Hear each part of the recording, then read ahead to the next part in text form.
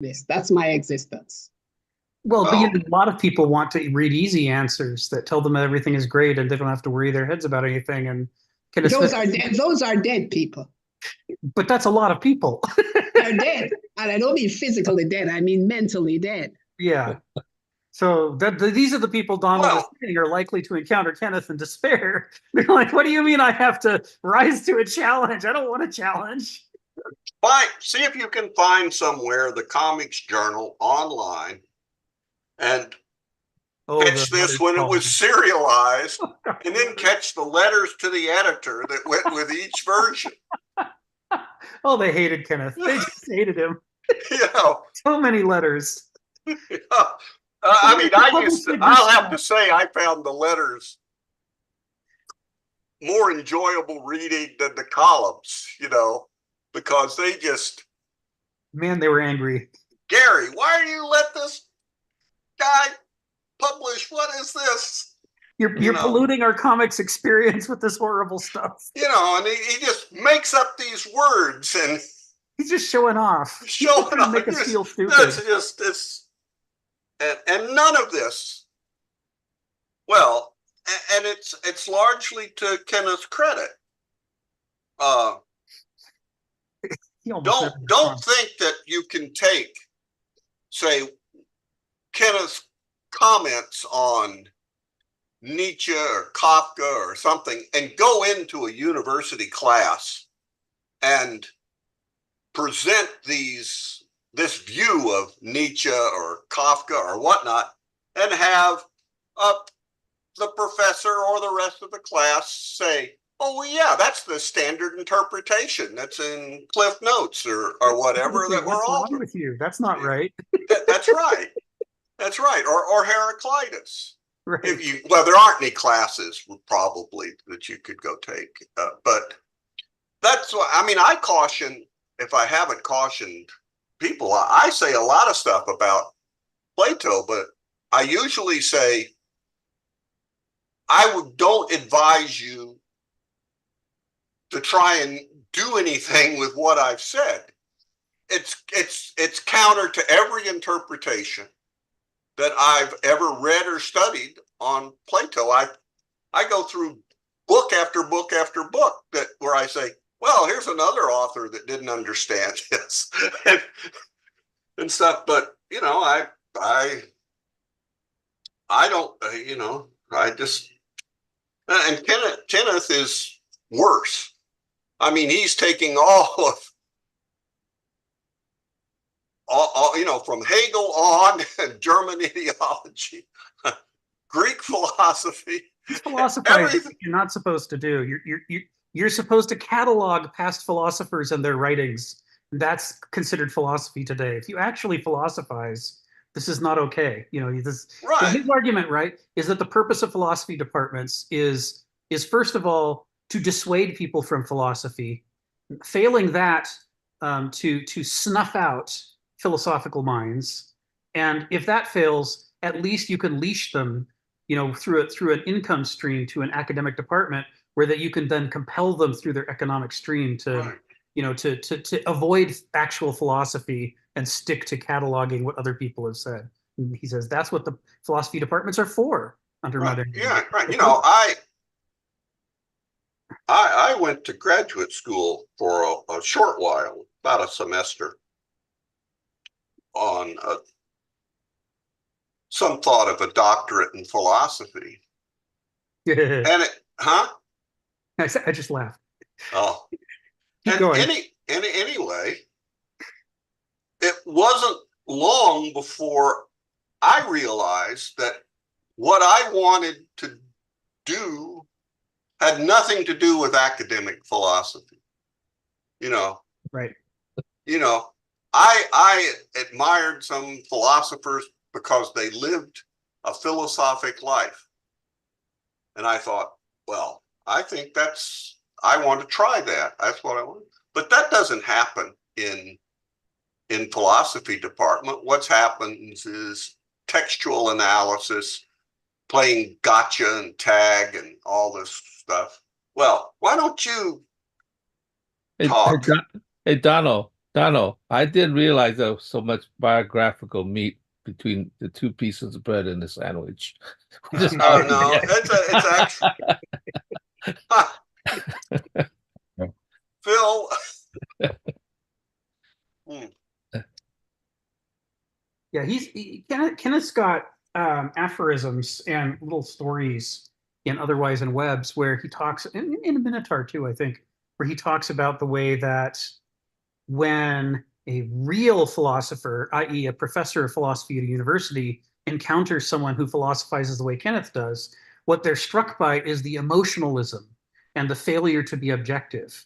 And they conclude that what they're encountering is some sort of primitive, pre-rational belief system, not actual philosophy. And these are criticisms that have been levied against Nietzsche, for example, conspicuously. People say, well, he went crazy. He was probably crazy all along. This is a standard argument, right? Which medicine actually debunks. And they say it about other people who criticize the status quo. They said it about Kierkegaard. They said, he was fine right up until he turned on Christendom. When he started that series, Attack on Christendom, well, he obviously lost his mind or something. Anyway, he became irrational. Anybody who actually philosophizes is accused of being irrational because what they're doing is they're challenging the status quo and the powers that be. And it is specifically the purpose of what we define as philosophy under modernity not to do that. You're not allowed. That's not okay. You're supposed to be harmless. If you're harmful, you rock the boat, then you're not a philosopher. Had that critique of what he termed the intelligentsia. Who did? Dostoevsky. Oh yes. He's pointing out. He pointed out a large educated class of people had been created. Would go to a cafe, could sit down with their little vodkas or their cups of tea and discuss airy-fairy nonsense, more or less cats chasing their own tails. But then, of course, they'd been taught a sophistication. Mm-hmm. And, of course, they could deal in things like library catalogues and work for a company and, write stuff and add stuff up. And they look down upon the other lowly Russians, with 90% of the population as animals. And they thought they were above it all, and they're still with us today. Academia is full of them. You see them sitting in their little hutches surrounded by books, reciting airy-fairy nonsense. And that was Nietzsche's point as well. Nietzsche was making that point that their problem is they're superficial. They've learnt an ability, but they're just pranced along the surface. They haven't really gone to the depths of it, seemed to be Nietzsche's criticism. Yes. Stephen, there was some years back an article by a French public intellectual, we'll say, Bernard-Henri Lévy, I think. And he wrote an article, I think it was in the Atlantic, I read it, on Pol Pot in Cambodia, the massacre there. And his point was, well, where did these people learn such nonsense, to do this? And of course, his answer was, they were all students in Paris attending French universities. Mm-hmm. We taught it. We taught them their Marxism. The only difference was after the lectures, we went home, had a good dinner, a glass of wine, and proceeded to enjoy the pleasures of bourgeois society. And they believed us, went home and killed 3 million people. Yeah. Yeah. And it's one of those things. It's terrible and it's funny at the same time, or not humorous, but the irony that what lets a lot of ideas persist in Western civilization is that fundamentally we don't believe them. Right. We entertained them, right? We spread them around. We just spread them around. Look how smart I am. I can spread this very much. We're very much, like you said, the intelligentsia, where we're not committed to these ideas. We just propound them. They make good topics for papers and letters to the editor and articles in journals and whatnot. Well, please start, Rick. I'm going to mute I deserve it. I'm going to mute myself. Well, I was just going to say, you look at that first paragraph. Yeah. And yeah, he sort of refers to a loss of a certain type of spiritual insights prevalent in ancient times, coincided with the rise of Platonic rationalism to the religious belief in an all-powerful form of God. The moderns remain inheritors of the latter, even if they are atheists. An expansive pre-axial age insight was lost. Modern thinkers such as Goethe asserted that today what was changing was generalization, categorization of the world, which became more extreme over the time. But we've pointed out, yeah, there's this sort of earlier culture that was open to something, that could see something which somehow, as when rationalization came along, that earlier insight became obscure. The later skeptics or whatever looked at the earlier thought, the mythological thought, and thought, what utter nonsense, what were these guys on? And you have the prophets in the Hebrew tradition, you have the prophets and the later prophets. You can see that there's a skepticism. Ezekiel has become skeptical about aspects of the religion that people are practicing, which wasn't there a century or two earlier. Somehow around the time of the rise of the Assyrians, we have the first massive empire that's known in history, which changed the way it did things. David Millennia tires of pointing this out, that they would replace the kings of the various regions that submitted to them with governors. Prior to that, conquering a country means you went over there, scared the death out of them. You paid tribute to us and we want no nonsense, and your army would go home. If the tribute stopped flowing, you sent the army back. Maybe they stuck around for a while. But no, the Assyrians worked out, exterminate the leadership and replace it. If there's a sort of ruling class there, ship them somewhere else.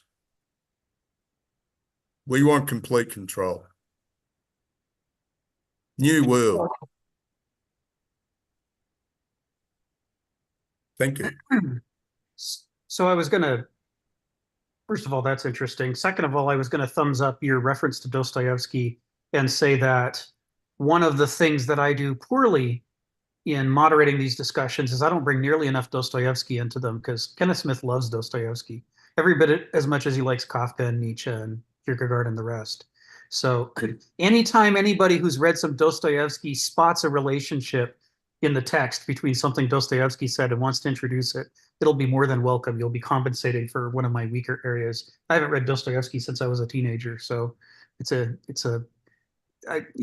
embarrassingly large blind spot for me if I'm going to moderate these discussions. I'll call on people in a moment, but I kind of wanted to start with the text which Sharon was just shaking at me correctly. It's like, remember the text? What about the text? So why don't we start with the text before I call on people? I've, in addition to putting up the paragraph 5, which is our next paragraph, I've also put links to 3 Wikipedia articles. One of them is about F.M. Cornford, who wrote From Religion to Philosophy, a study in the origins of Western speculation. The Wikipedia article, it's going to drop you down into his work section where you'll find it. You can click on From Religion to Philosophy, and it'll jump you over to the Internet Archive where you can read it or download it for free. And I'm reading it right now. I've been reading it for the last 3 days. I'm studying it hard, and I'm taking a lot of notes, and I'm adding it to my diagram system. Francis Cornford, he was writing it, just after the turn of the century, before World War I, and he was part of a group of 3 people, along with Gilbert Murray, who I've mentioned many times, whose works I've read, but also Jane Harrison, who was from the generation before and inspired both Murray and Cornford and helped them to launch their classical studies. They together, the 3 of them, were a movement that was following on Nietzsche in criticizing the established traditional interpretation of the Greeks as a break with history. We'd always treated the Greeks as an anomaly, who were just geniuses who thought of these brilliant ideas out of nowhere and invented philosophy and thus established the cornerstone of Western civilization. For centuries, this is what we've been telling ourselves. And these 3 came along and said, none of that's true. If they did interesting things, it came out of their previous belief systems, and that the only way to understand Greek philosophy is to study Greek art and religion and see where it came from. And they promoted cross-cultural studies.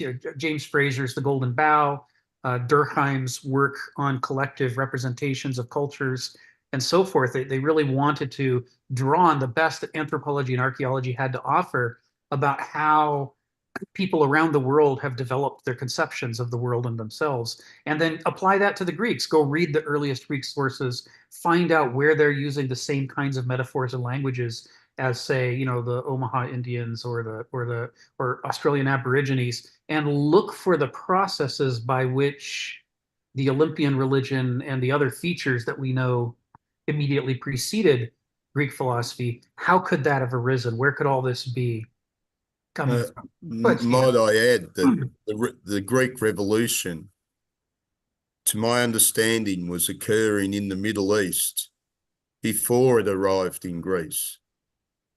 The Greeks took the arts that had been developed in the Middle East and took them to a new height, maybe 500 BC.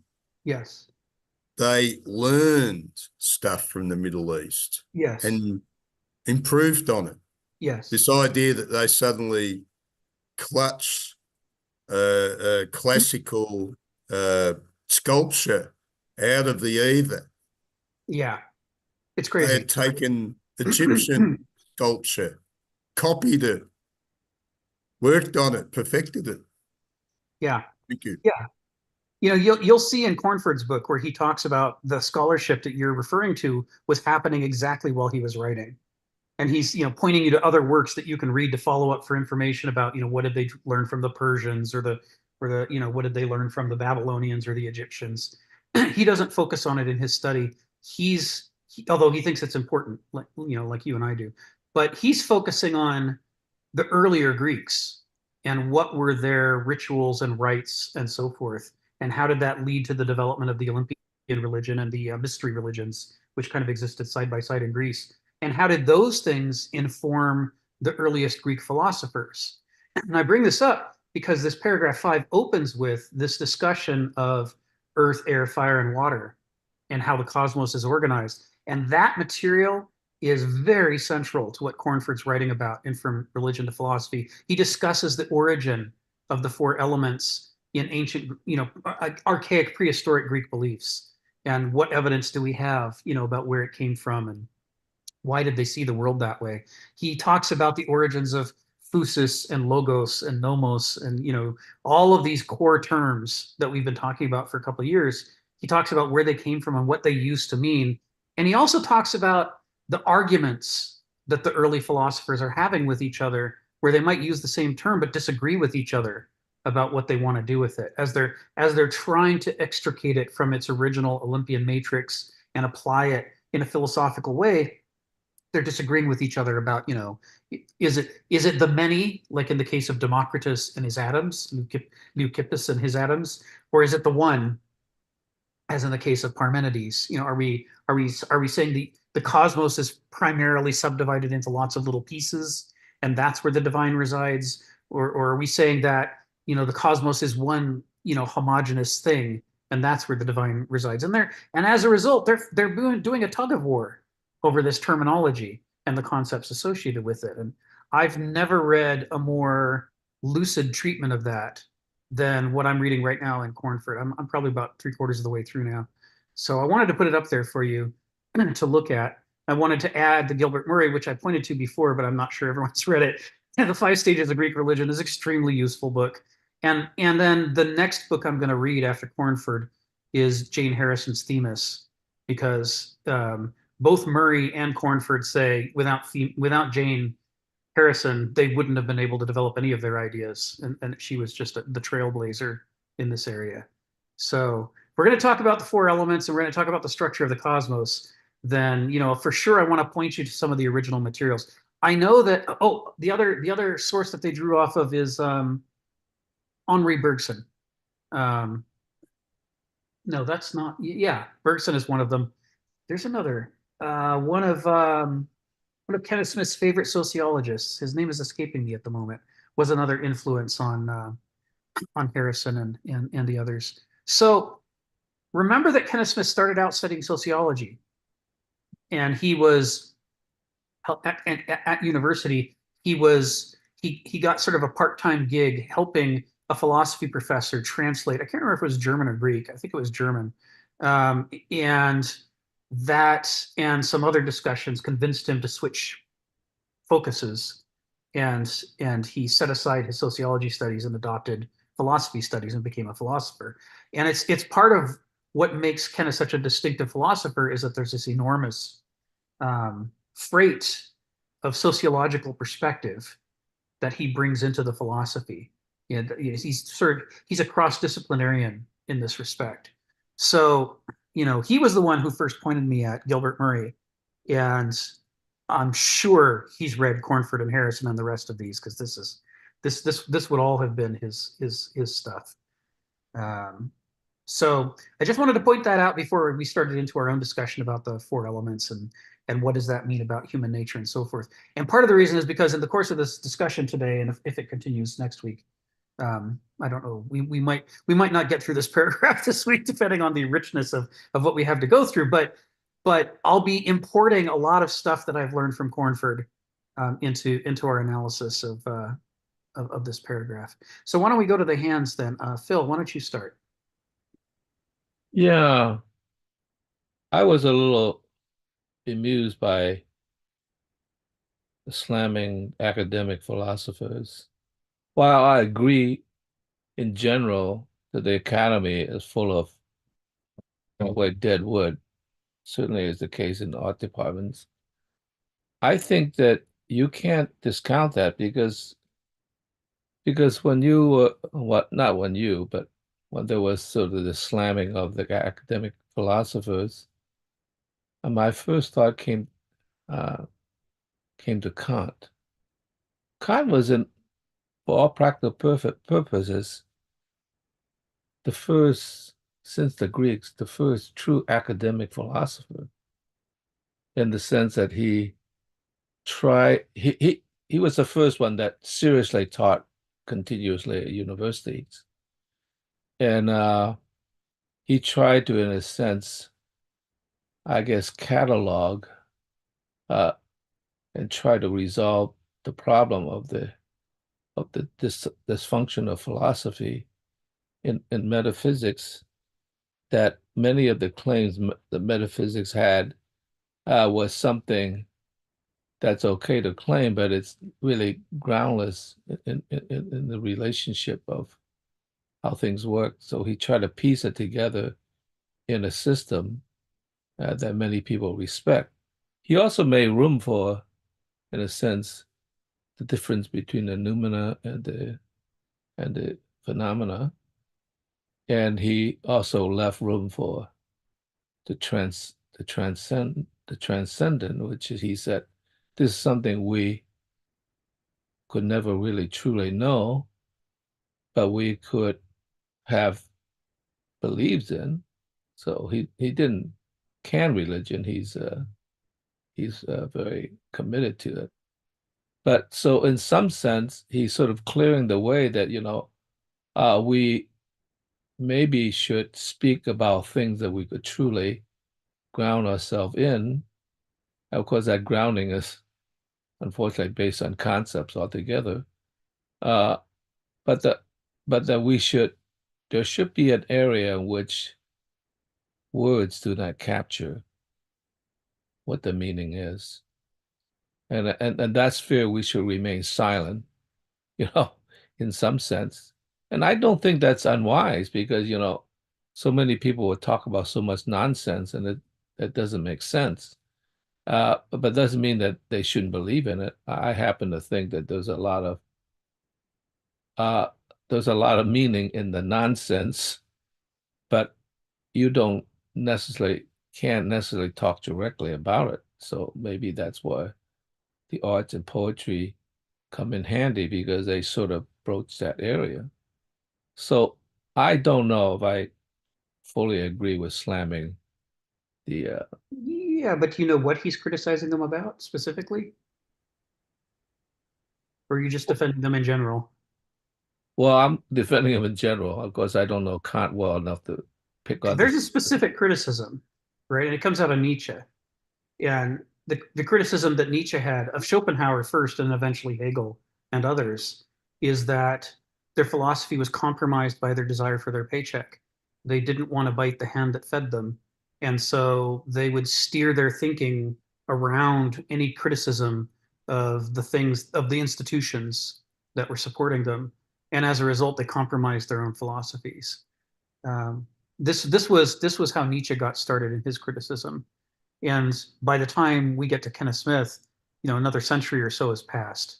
And what Kenneth is seeing is that academic philosophers have been entirely domesticated. It's not that they don't have anything interesting to say and that we shouldn't read them. He reads plenty of them and we should too. It's that there is a, what does he call it? Mincing, tepid, pointy-headedness, arguing over individual terms and making that your career. Now, did Heraclitus actually believe that all things flow?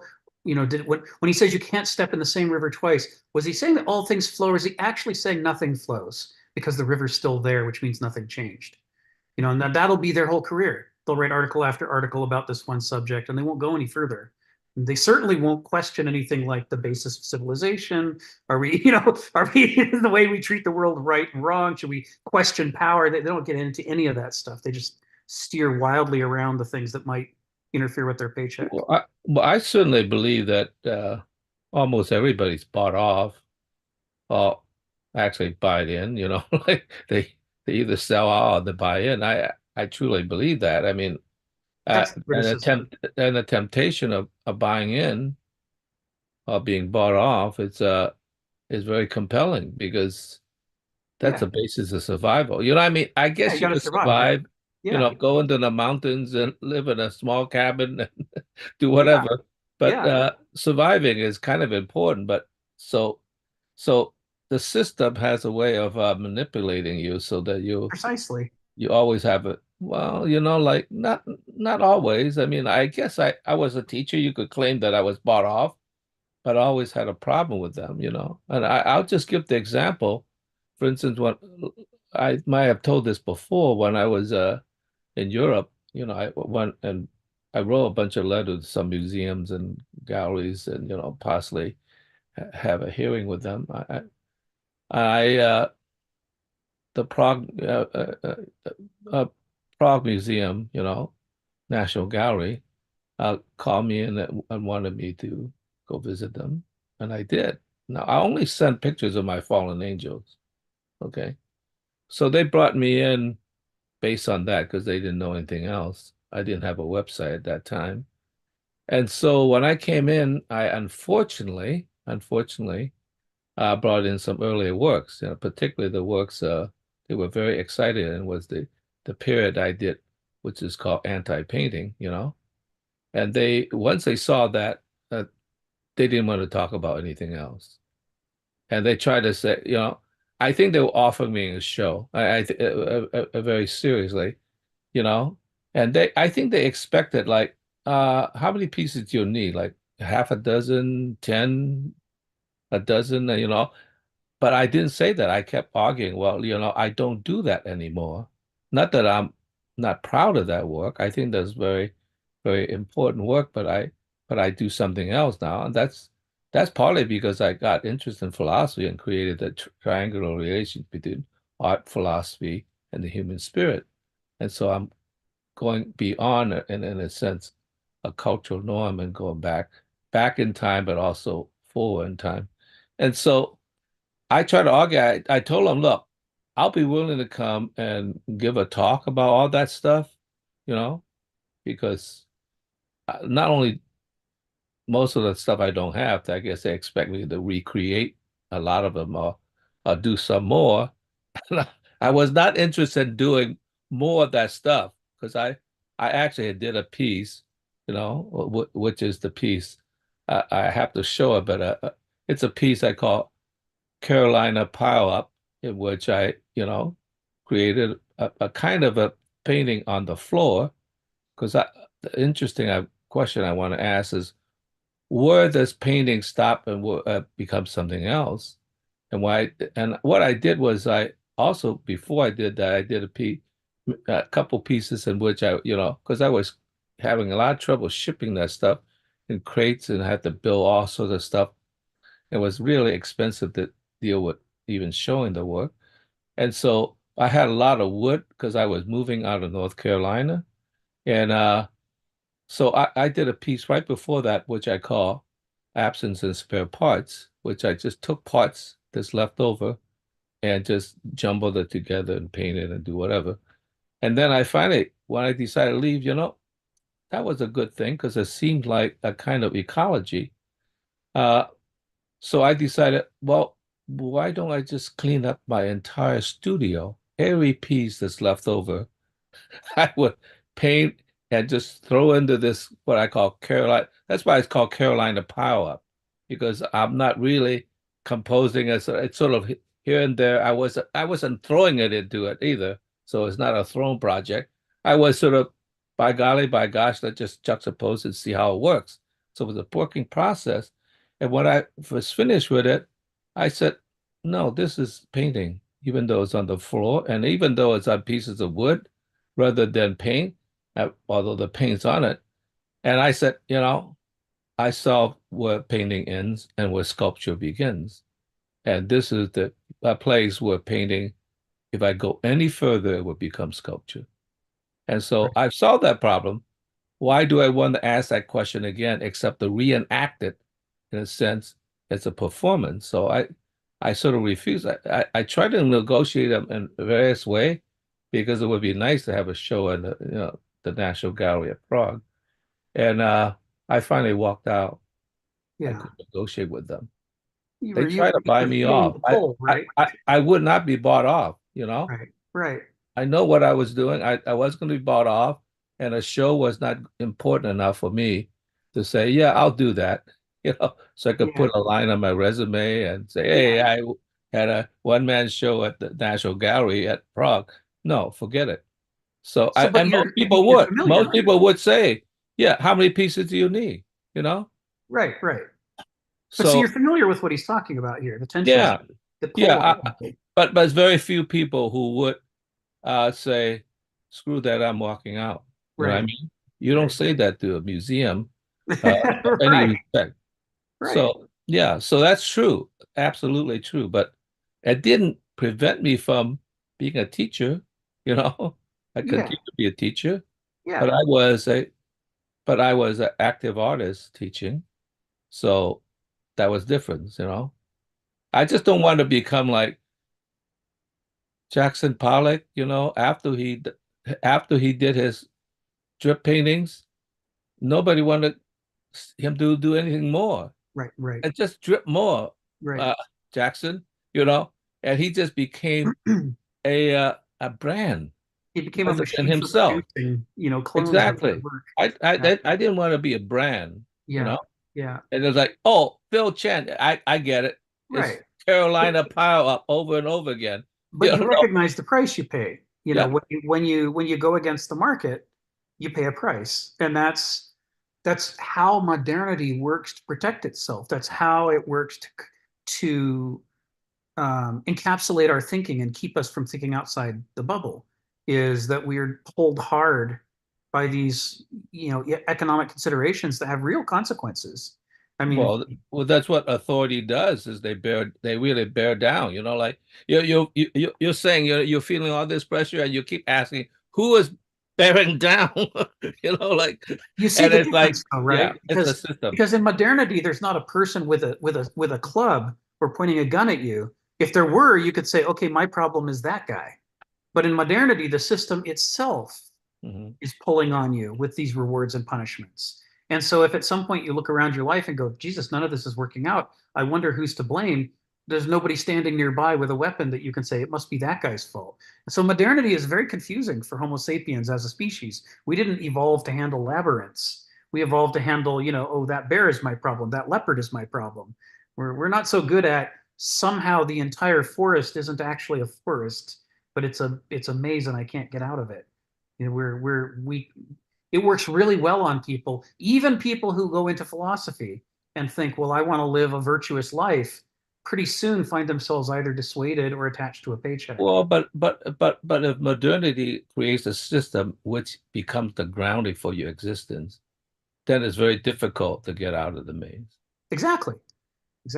Because like, yeah, keep painting and die. What I mean? Or whatever. Right. Like, no, that's a tough choice. So when we talk about the ancients and the role that philosophy had in the ancient world, when he's criticizing modern academic philosophers, part of what he's saying is, in the ancient world, there weren't tethers like that on them. The ancient world was structured completely differently. It wasn't one giant. It wasn't that all institutions had to submit to the market and that everything was mediated by money.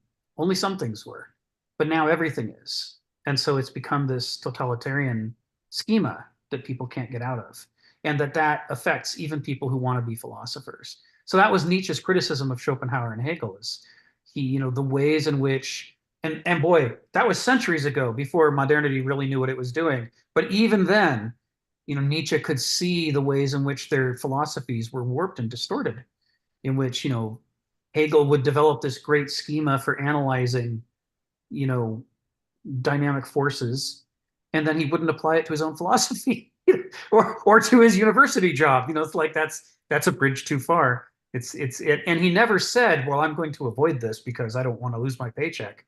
But it just worked out that way. And it was the same with Nietzsche's criticism of Schopenhauer. He said he saw him doing the same thing. Anyway, that's all Kenneth's talking about here, is he's saying that the struggle is, if you have a desire to become a philosopher, like Donald said he had earlier in his life when he was young, and you want to go find some place where you can do that, the obvious attractive neon sign is, hey, look, it's universities, they have philosophy departments. Maybe that's where I should go to become a philosopher. And Kenneth says, no, that's a trap. That whole thing is just a giant fly trap set up to prevent people from becoming philosophers. And it can take you your entire career to figure out what academic philosophy did to you that prevented you from ever actually philosophizing before you noticed that somehow you've been captured. So that was partially why he walked away from University of Louisiana. Anyway, it was just a side comment, really, about the take on philosophers. But, well, Donald and then Stephen, and then the text. Oops, sorry, I accidentally muted you there. Okay. Well, I've never understood Kenneth and LSU. It was a fun place. I mean, if there was, the women's liberation had just started. lots of liberated women running around. I mean, not that that would have affected Kenneth, but it was not a serious academic institution. Demands on its faculty were minimal. But that's not why I raised my hand. This, in your comments, if you read Jane Harrison's Themis, you will be the second person that I know. I've never seen anyone ever cite that book, quote it, whatever. I have a couple of copies of it because, well, it's over 100 years old now. She wrote it in around 19. I don't know. I keep wanting to sneak out. I'm waiting for Steve to get the thing so I can sneak out and go look for it. But it is a fantastic book. Yeah, it's on the Internet Archive. It's available for free. And I have a 100-year-old hardbound printed copy of it. I found it in an old bookstore, and I said, "What is this?" And it's an introduction. It's not her end work. It's her beginning work. And she may have hobnobbed with Gilbert Murray and stuff like that, but she couldn't get a doctorate. I bet she ever went to, I don't know, a prestige school. I mean, her qualifications were not questioned. It's just that these schools were schools for boys. And that she got in, mastered Greek, among other things, I'm sure, and seemed to that the stories of Greek religion and the vase paintings and the sculptures and the temple adornments and stuff just somehow clicked for her is amazing, because she has in her book, they're terrible black and white photographs or in some cases they're line drawings, where she says, "Oh, you've seen this book." Obviously. It's like, that's Apollo. Well, how do you know? Because he has these signs. I mean, and the way she goes through representations of Greek gods and goddesses as they appear in images is just fantastic. That she sort of figured out what were really the distinguishing marks of each one, their special nature that had to be revealed in any image of them. But like I said, I picked up this book because I thought, wow, what a strange title. What a strange topic. And, and like I said, did Kenneth say he had read this book? No, but I assume that he has. Because I've never heard him mention it. I don't know that. I mean, there's no reason he wouldn't have read it. I know he's read Murray and Cornford. Oh yeah. And he had a habit of following up references from one book to another, and both of them point at Harrison. Yeah, I don't even know if she got her master's. She was a reader in classical languages or something at Oxford or Cambridge or someplace, and she was given I think she got a bachelor's degree. I'm not sure she has a master's, but there was no question that she could study for a doctorate or be awarded such a degree. I also have a very modern feminist biography of Jane Harrison, but it's sort of bitter in a way that I never found in her writing. Right. it was more like, wow, I got to do all this stuff. I don't need a degree to do this. It's like, did you know that Barbara Tuchman doesn't have a degree in history? Who cares? Who cares? She writes better history books than most of you or something, you know. Yeah. It's just it's a really good book. I might send you, if I have multiple copies, I might send you one. That would be a good use. I would love that. For it. Yeah. We'll see. Or I may have, I don't know how I could have given them away. Who'd take them? I tried to sell one. I had multiple copies, I know, at one time, and I tried to sell one of them back to the bookstore where I bought it. And they wouldn't take it? They wouldn't take it. The guy says, well, you sold it to me. And the guy says, and we're damn glad we did.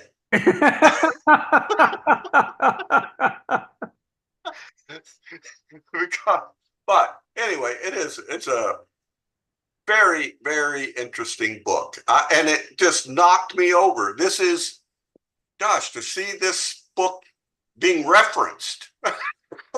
Yeah. You know, but you know, it's kind of like, these are things you should know to read other things about Greek religion, because she sort of goes through all the basics. You know, it's a prolegomata to any future whatever. Anyway, that's enough. Yeah. And, you know, so what's interesting is that the three of them, Cornford and Murray and Harrison, were launching this fascinating movement in which they were basically striking to the heart of classical studies and basically toppling them and offering a new way to interpret the Greeks. And they were incredibly influential, but unfortunately World War I hit. And by the time World War I was over, they'd been marginalized. In fact, a whole bunch of areas of study at the academic level were marginalized. And between the wars, a lot of things, a lot of areas began to dry up at universities that had previously been there. There are further works from all three of them that date from that period, but there's a connection here because Cornford's last book, Principium Sapientiae, he hadn't quite finished when he died. It was finished for him by W.K.C. Guthrie, who Donald will know. That's an author of some studies on Socrates and the Sophists that Kenneth Smith has recommended. I have them. Yeah. Guthrie, yeah. Yeah. They're very good. You know, it's not that nobody followed up on their work, but let's say that it thinned. And of course, classic studies in general in the US especially began to dwindle with the space race and the focus on science. Until to this day, most people who study classics can't get a job, you know, as classics professors anymore. That's the whole area is just about dead. And so the result is that even though none of these works are perfect, they're still shockingly close to the cutting edge of where classic studies are, because all the momentum has been sucked out of classic studies. You look at these dates and you think, well, surely this has been superseded by something. And the main thing that From Religion to Philosophy was superseded by was his own later work that was published posthumously, which only modifies the theory in this a little bit. So this is some good material for. You know, you mentioned something last week, and it relates in some ways, in my mind, to what you're saying this week about academic philosophy and stuff, where you mentioned Le Guin's Those That Walk Away from Omelas. Yes. You know, anybody who's in that sort of utilitarian, the greatest good for the greatest number, should read that story and say, you know, there is no computational algorithm by which this magic number of the greatest good for the greatest number can ever be solved. Right. If, you know, that one is too large, you know. That's the end of the story, yeah. You know, that it's like, and yet we find that same kind of thing a few years back when the trolley problem was the big philosophical something, or, yeah, there's an answer to this. You guys are idiots. Mm-hmm. Yes. Shoot the person who set up the trolley problem and we'll all be fine. Right. Nobody needs to suffer. Okay. Yes. Stephen, come off mute. Tell us what's on your mind. Well, the trolley problem brings up the problem. And that is that the intellectual likes to think that there's a perfect answer out there with no loose ends. And so you reckon you're the proverbial God. I'm just going to say, what Phil was bringing up. Of course, in the philosophical world, I haven't even really been to a tertiary institution. But, hanging around the philosophical lectures, you find a lot of people who had been academics or had been former academics or were short stay academics. And you see the academic wars. You see a heap of people that wanted that great little role, being an academic, sitting in a little office, dealing with students. And they ran afoul of the system. Rightfully or wrongly, I don't know. They didn't toe the line rightly. They weren't talking the nonsense in the right way. Don't know. But forever after, they'll spend eternity afterwards decrying the wrong that the institution did. I'm the one that had the insight. They were holding me back. It's the same song every time. And they believe that their particular insight, their particular way of viewing things is the penultimate. And the world fails to recognize their grandeur. And, well, there's a little bit of ego in all of us. And, of course, one day, if you've got some common sense, you realise you're not that special. There's a lot of people in the world. It's a big world. It's a big universe. All sorts of things can happen. All sorts of games are being played. Some things are just sheer chance. Maybe a rock will fall on your head. And you might think, for a few seconds of consciousness you have left, that shouldn't have happened. It shouldn't have happened to me. I noticed it was happening to other people. Yeah, that's normal. That's reality. But then it happened to me. It happened to me. That was a crime. And yeah, it's amazing. You meet all these guys, obviously they got high IQs, but they're blind to reality. They've gone off in these universes of abstract thoughts. I remember when I was about 20 years old, I was just building abstract thought on abstract thought. And it's like you created a cantilever of books. You built one thought on another and you ended up with a very unstable structure. When I was about 20, I thought, I've just got to pull myself back and learn to think more concretely. And unfortunately, having fun with the abstraction's great. And if you practice concrete thinking for too long, you don't become so good at abstraction. I know maybe Albert Ellis was saying that you got to stop fooling yourself. Yeah, it'll be nice if things went your way, but it's not a law of the universe. And I think he's pointing out, because he copied that from Hume. Hume's trying to point out the inability to distinguish between the is and the oughts. It's the ability, it's really the ability, the oughts, idealism. And then we practice idealism and we have our preferred outcomes. But the reality is a different picture. And a lot of what we're dealing with here is, in a certain sense, these pre-axial age people, as limited as they were, had a deeper insight into some things which we lost when we expanded knowledge. The problem is, as we rationalize it, as we categorize it, which gave us the ability to just have a big basket full of a lot of stuff. The unfortunate problem is that can lead to being a very superficial grasp. If you're a very simple person and you only have a very small basket,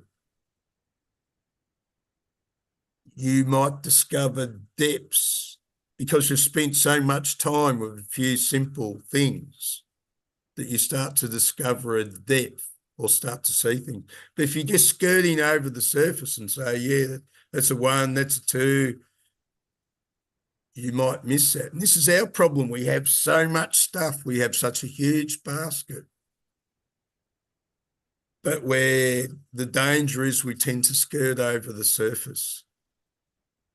But, you know, there's sort of, I see some of these academics and they've got high IQs, but, you know, they'll get on a board and they're always introducing their stuff and nobody's talking to it. Academia is not talking to them. This guy, he can sprout off all the intellectual stuff. Academia is not interested, and unfortunately, whatever he has for an audience isn't interested. He's in his own little bubble. And he's bright and he's clever, but that intelligentsia attitude, it tends to look down on the people that are not like him, and the academia which didn't see him as the great one. Mm-hmm. And there might be just a smidgen of truth there, but there's a lot of other truth which says no as well. I mean, it's a big universe. They just don't seem to grasp reality. They think that their ideas are the end of all things. And yet it's great you have an idea, but you need to test that against reality if you really want to see if it has any merit. And you need to test it against, and this is what they really last. This was a big one. I forget the philosopher who said it. He said this about a century ago. He said they're losing the ability to understand the subtle difference between different types of reality. They think the realities all run to the one set of rules. Right. That the different types of reality don't have their own sets of rules. Thank you. Thank you, Stephen. So I'll just note we're at the 1 hour mark and we haven't started the first sentence yet, but I know I was going to do it after Joe, but I see that Sharon's in line. The moment she put her hand up, I knew she was going to take us to the text. So now I'm confident calling on Joe that there won't be a line forming to keep us away from the text any further than this. Everything that people have said is relevant, so I appreciate it. You know, it's all been contributing, but I'm looking forward to digging into the text. Go ahead, Joe. Tell us what's on your mind. I'm going to do my best to bring us back to the text. Woohoo! And you know, but something that's just I find to be, you know, interesting about all these discussions, and I think about it, and sometimes we get kind of focused on one particular group, whether it be, you know, any group. A lot of the issues that I you know, hear we're sharing about academia, you know, a lot of the problems, the personalities, they exist in corporations as well. They exist in what we are calling the real world, these same ego issues. And people feel like they're creating something and they're not. And, you know, a lot of the problems that we're expressing, and and that happens in academia as well. But academia also produces a lot of, tangible things. That's undeniable. There have been institutions where, these are breakthroughs in certain circumstances, whether it be through energy, whether it be through and various forms of computing. You can't deny that. So the broad stroke of an academic institution is, or to say that all companies or all this is bad. And I think what the big problem is that we seem to hone in for whatever reason on whatever maybe we may have a problem with that day, and our bias may creep in. But the heart of this is that we're kind of categorizing things. We're starting to put things into categories. And kind of brings us to the text, and I'm trying to do this, is this, the idea of the elements that we're talking about here, and how the Greeks viewed nature, and how modernity views nature. And so this idea of categorization, it's the Greeks, clearly they had a way of looking at objects and categorizing them, but they looked at it as in terms of it being nature as being beautiful and harmony, and literally mathematically speaking, that it was harmonic. And there's at a point what happens is that it's very hard to pinpoint when is that we start to think we have to dominate nature, and we start to think we have to control it, and we go too far with these categorizations, and we go too far with trying to I don't know, basically not knowing when to stop.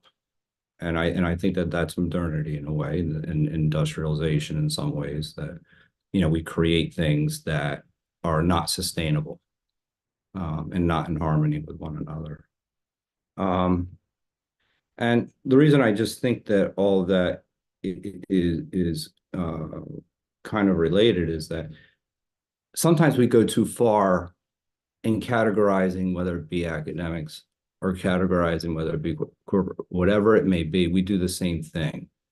Instead of just looking at it and saying that there are people that may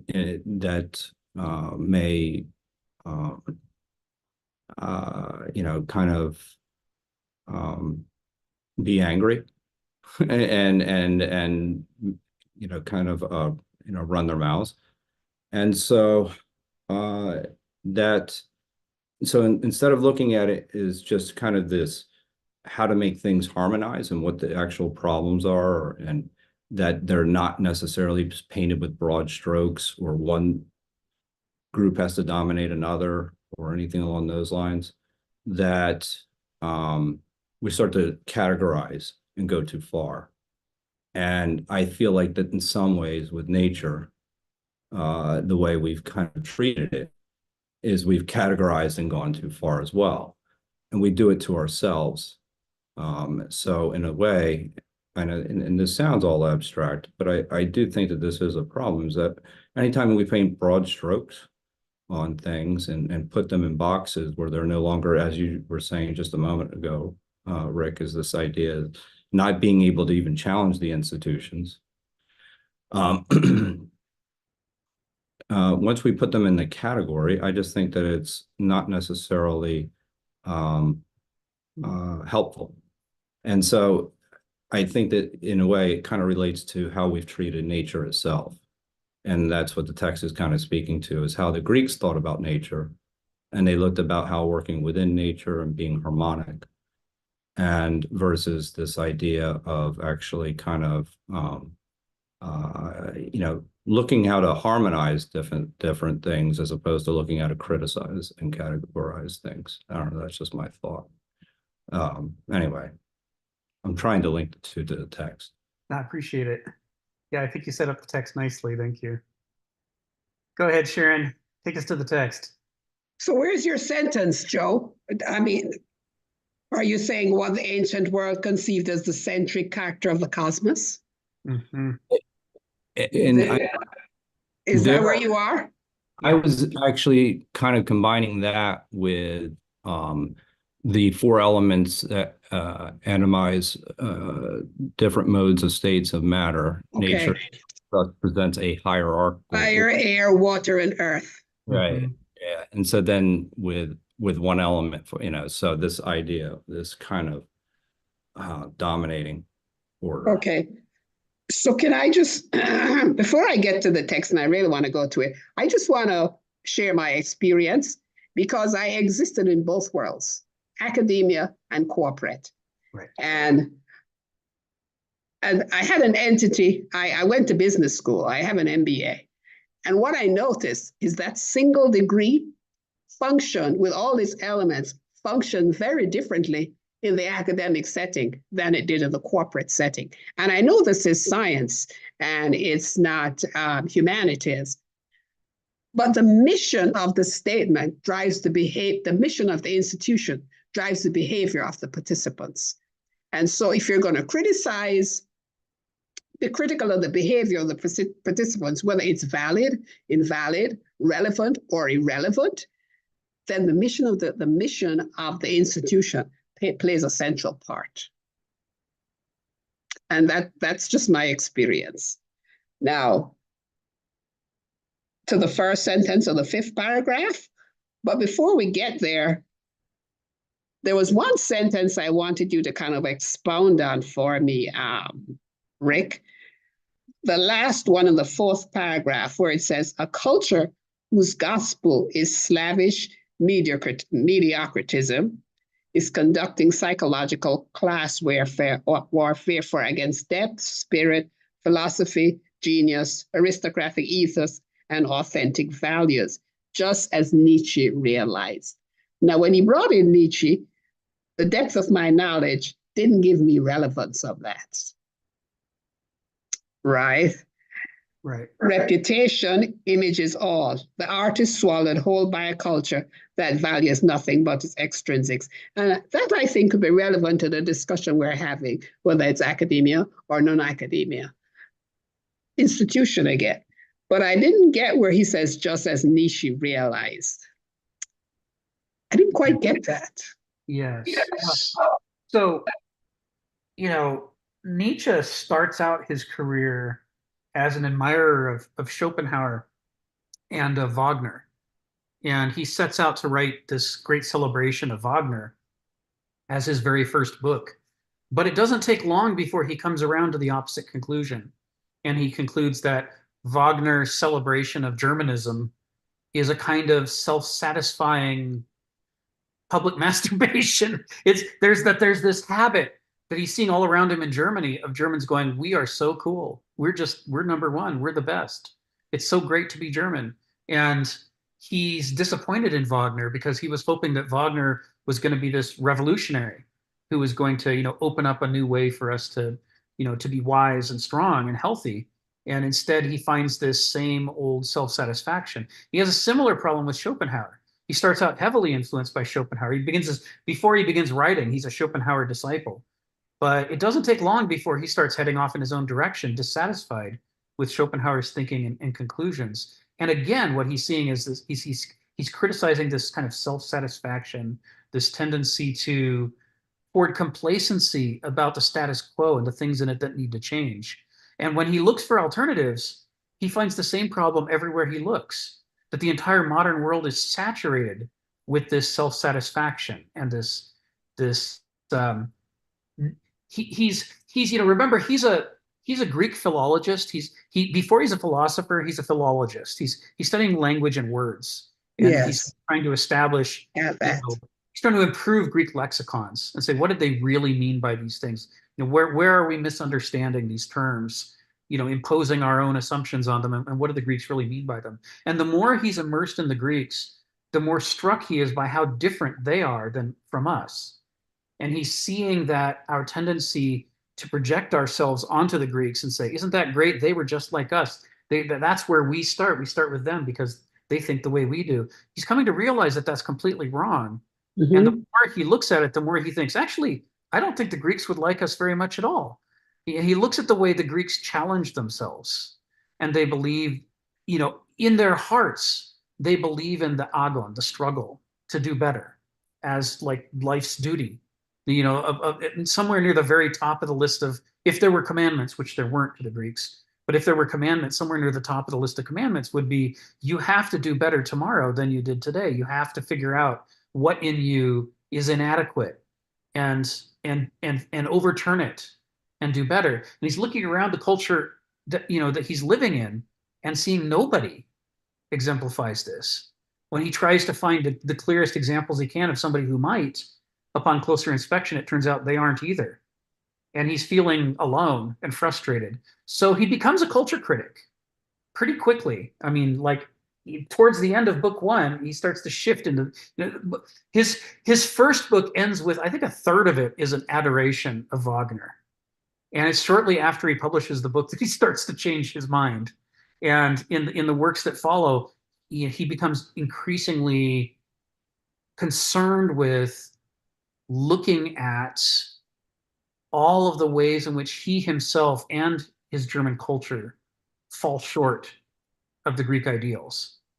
And partially that's why he switches to his, I don't know if you've ever read any of his books, but he switches to this short form for many of his books, where it's a series of little stories, or little, like, they're almost like journal entries, one after another. And they're often disconnected from each other. There's no flow from one to the next, but he's basically coming back to the same problem over and over from different angles. Aha, look at that. Yes, nice. So there's a theme that arises as you read each of these little parables, or paradigms or paradoxes or what have you, which Kenneth modeled his own writing on later, and in which he comes to this conclusion that somehow we have taken, this is his criticism of Christianity, somehow we've taken the wrong part of Jesus's message. And Jesus wanted us to overcome the easy antagonisms toward each other, the desire to please ourselves at the cost of what's good. Jesus wanted us to sacrifice and do better. And he says, but somehow Christianity, through the course of 1,000 years of medievalism and then several centuries of modernity, at his point, had come to the opposite conclusion. And there was this complacency, this belief that all you need is your get out of jail free ticket in the form of the Savior, and then you could do anything you wanted. You could be a bad person and just confess on Sundays and you're fine. Everything's going to be great. And he's like, how could Jesus's revolutionary message of brotherhood, which he loved, contrary to a lot of Christians think that he hates Jesus, he does not. He has a huge admiration for him. It's like, how could that message devolve into this slavish mediocritism? That phrase comes right out of, it's translated into English, but that's the phrase that comes out of from the German. He's saying it's as though Jesus's message that we should not try to be above one another. Nobody should be master. We should all just acknowledge, our position as not living up to God's ideals, and thus are sort of slaves. But that from our position, we should be striving for brotherhood and to do better. And somehow it turned instead into, well, if we're all slaves anyway, why bother? Just, get out of hell free ticket, and that's all you need to do. This is very similar to what Kierkegaard was going to do late in his career in his attack on Christendom, when he said Christendom and Jesus are like in opposition to each other. There's this frustrating thing. So there's this theme throughout Nietzsche's books that follow, and it gets stronger and stronger book by book, about human beings today are the main problem that they face in the world. The way that we are is the source of most of our difficulties. We're no longer living, like the cavemen, where we're surrounded by things that want to kill us. We're in a world that we largely control, and most of the problems we face are of our own making. And therefore, I think the phrase that he uses is, man is a problem that must be overcome. The biggest problem that we face is our situation. So in the course of that, part of what he then gets into, and Kenneth Smith really runs with this, is that if you are someone who has embraced slavish mediocritism, the most frustrating thing that can happen to you is to be around somebody who doesn't, because they set a bad example by striving to be better. They're busy judging themselves. And so you feel judged just being around them. It's like, here you are, sitting on the couch watching football, slugging back, bottle after bottle, and somebody enters the room, who's striving for excellence and trying to be the best that they can. You feel judged. And so this culture that accumulated in modernity within Germany that he was seeing around him had this intolerance for people who tried to do better. This is really the core of this phrase, slavish mediocritism. They had a real hostility. And you see this in school sometimes, maybe in elementary school. If you study hard and you get good grades, you'll get resentment from the students who aren't studying hard because you're wrecking the curve. Have you heard that phrase? Yes. They're frustrated with you because your desire to work hard is screwing things up for them. And we see it in the working world all the time too. There are plenty of places where people are like, don't work too hard, or you're going to make us have to work too hard in order to keep up. So he's saying that the net effect of this modernist mediocritism is that it's not just that most people aren't trying to be Aristoi, but that, like the crab in the pot, if anyone does try to become an Aristos, they try to pull them back down. They're like, you're gonna wreck things for us. You need to stop that. So this is what he's talking about. This is what he's talking about. And for Nietzsche, it stood out in stark contrast. Everything he read from among the Greeks was that regardless of their status, they had this inborn belief that it is not only your right to strive to do better, it's your duty to strive to do better. He couldn't believe how far we've fallen in 2,000 years. I guess that's the core of it.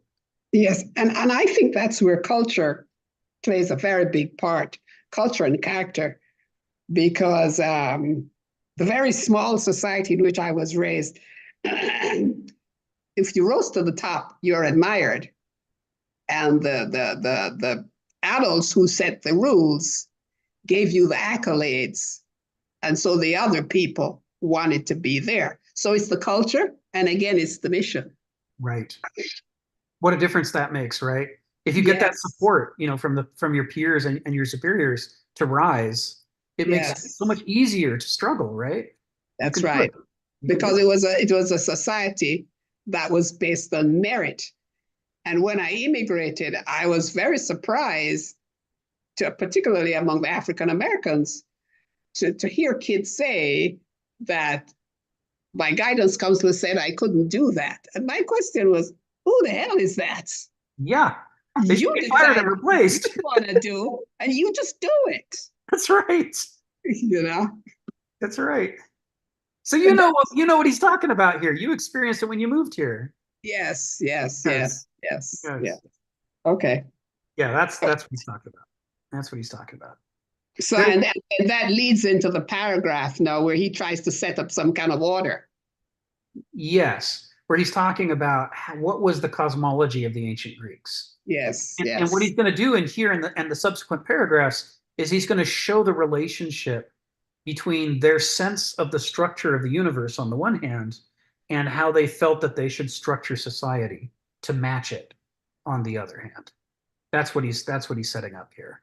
That's why in this from the last two sentences of paragraph 4 to the first sentences of paragraph 5, it feels like just a sudden change of direction. It feels like he's swerved. He was talking about people and the pursuit of excellence, and now suddenly he's talking about what stuff is made out of. It's like it's jarring, but we'll see why he's doing it in a moment. He's gonna say that they see human character as also being gradated, just like material character is gradated. This is that diversity issue. So thanks for bringing that up, Sharon. Yeah. I can always count on you to pull us to the text. Yes. So we're ready to move on to the text about nature. That's right. And Phil has something to add about nature. So let's call on Phil. Come off mute, Phil, and tell us what's on your mind. Well, I don't know if I have something to add about nature, but that dialogue just reminded me of in a sense, a problem of Plato. I mean, not him. I actually like Plato. But the forms, if you look at the forms in the right way, it's an aspiration to go beyond yourself and to push forward. But I actually like Augustine, but the problem with Augustine is that he sets up a situation in which God's mind, the infinite mind of God, you could never strive that high. So I could see how well, the best you could do is like to be a slave to the infinite mind. So you give up, like you said, for the card to be played. Now, I don't think Augustine intended that, but it ended up being that way. Like, I really brought up a situation when I was younger and was doing all that sort of almost anti-art, anti-painting thing. I remember, and I told this story before, when I set up a painting and decided how high I should put it to look at it. And I thought about it, and I remember the paradox is that, because it's not an absolute perfection you need just to look at it, it's not an exhibition, you could actually drive the nail to hang the thing in a number of different places. It was suit. But then I asked the serious question, yes, but then that left the ambiguity. Where should the nail be? Well, it could be anywhere. Well, not anywhere, but a whole range of places. And I remember I thought about it very hard, and suddenly it occurred to me, yes, it should be 7 feet, 8.5 inches from the floor of the studio. Okay. And that had nothing to do with painting, but it had something to do with your aspiration. And nobody understood why I did that, but like at 1978, which is when it happened, world high jumping record was 7 feet, 8.5 inches. So I remember every time I walked into my studio, I saw that and said, hey, if some dude, that guy happened to be a China at that time, spent 8 hours a day asking how high is high, and relentlessly doing something so stupid as asking how high is high, how high could my legs push me up there? I said, what an enormous effort for doing something in some senses much dumber than what I'm trying to do. And if I don't have that aspiration myself, then I need to give up. Yes. Okay. Yes. But the point is, but there is a point at which I understand even that is kind of stupid, because that was a world high jumping record. Now, I'm not going to put the bar at like 3 feet and hop over it. So did it again. Like, how good am I? It's time for celebration, Yes. I knew I could do it, and I'd done it. Which is what people do. But on the other hand, how much effort should you put on the high jumping before you finally say, maybe that's a bit too high. Maybe I'm not the A++ person. Just put it on the level of A or A+ is enough. And so I think even in terms of measuring your human potential, your individual potential, you have to come with the fact that you also have limitations. And I think that's part of the problem we have. Is like, you can't measure up to God. You can't even measure up to, like, the high jumper, or who's the guy that runs so damn fast. Same Bolt. Yeah. So it's kind of like, yeah, okay, these are aspirational means, but yeah, you also have to realize your own potential and have a certain degree of humility too, in a sense, to accept that. And accept your humanness is also another point, which, by the way, it gives a pretty interesting metaphor, which is like, you know, when Giotto went to the Pope and he wanted to paint, some great chapel, and the Pope didn't know who Giotto was and who the hell are you, like, and apparently Giotto was very skilled in what he did. He went up to the wall and draw a perfect circle, and the Pope said, "Don't need to see anymore. You got the job." Right?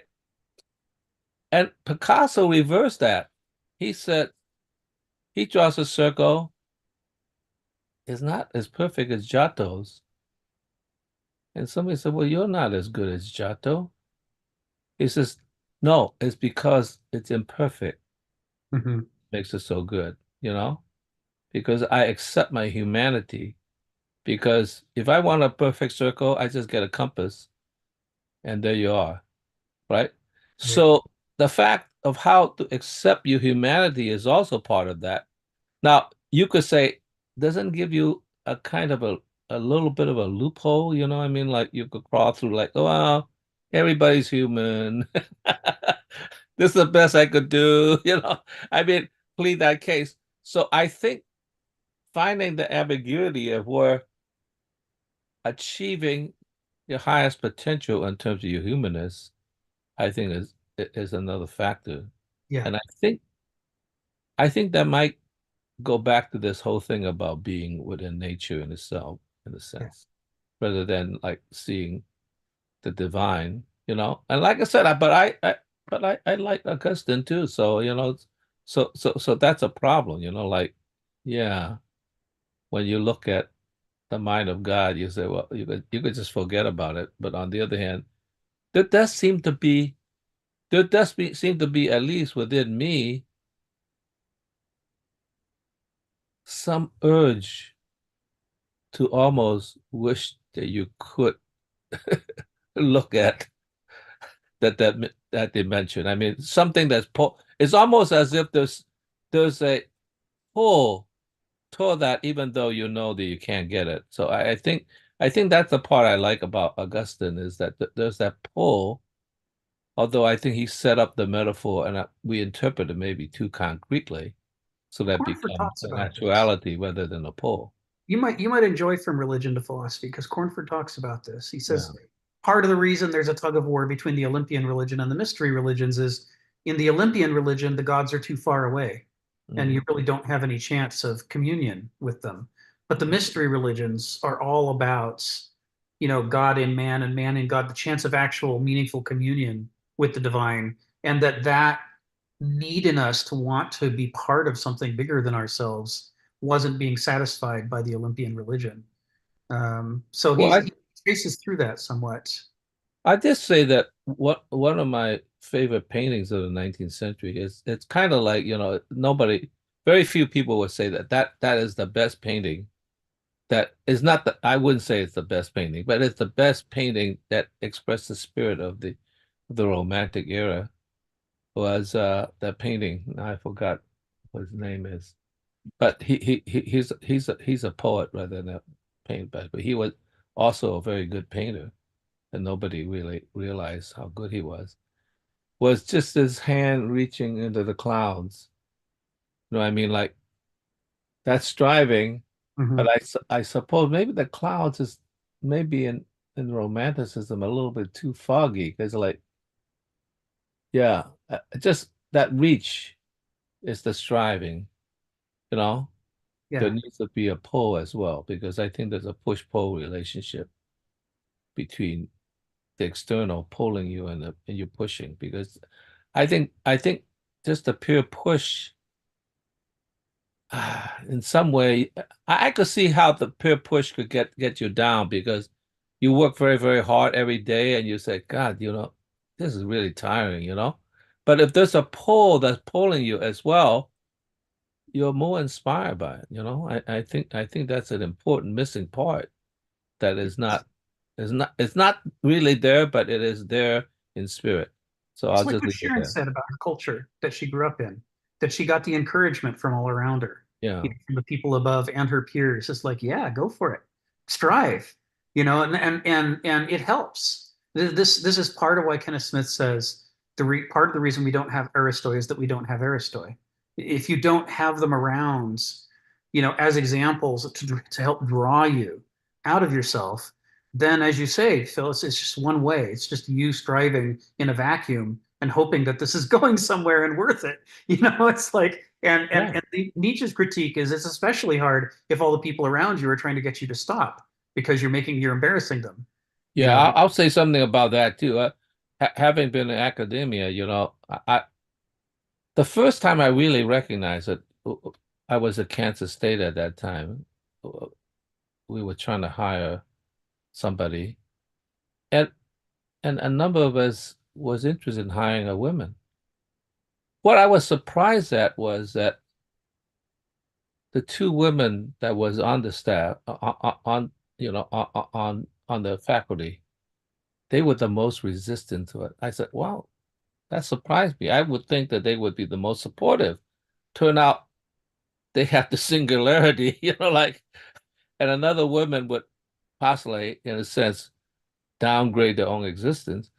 And in some ways, I often feel that in the search committees, quite often you don't end up with the best person because there are many people who they want the best person as long as the guy is not as good as they are. Heaven knows if you get somebody who's like way better than you are, then you're like, damn, I'm looking bad. So that's a compromise I see. There are some who are willing to go above them, but there's a lot of weight that wants to pull you down. So that's not gonna go out of the way to hire the worst person because everybody know like, oh, you just don't. But somebody good enough, but not so good. So you have a kind of a middle range. So that's very, very interesting. That's it, Phil. Thank you, Phil. Yeah, perverse incentives. This is the problem of modernity, according to Nietzsche and Kenneth Smith and a number of others, that we establish metrics and incentives that we think will drive people to do what we want.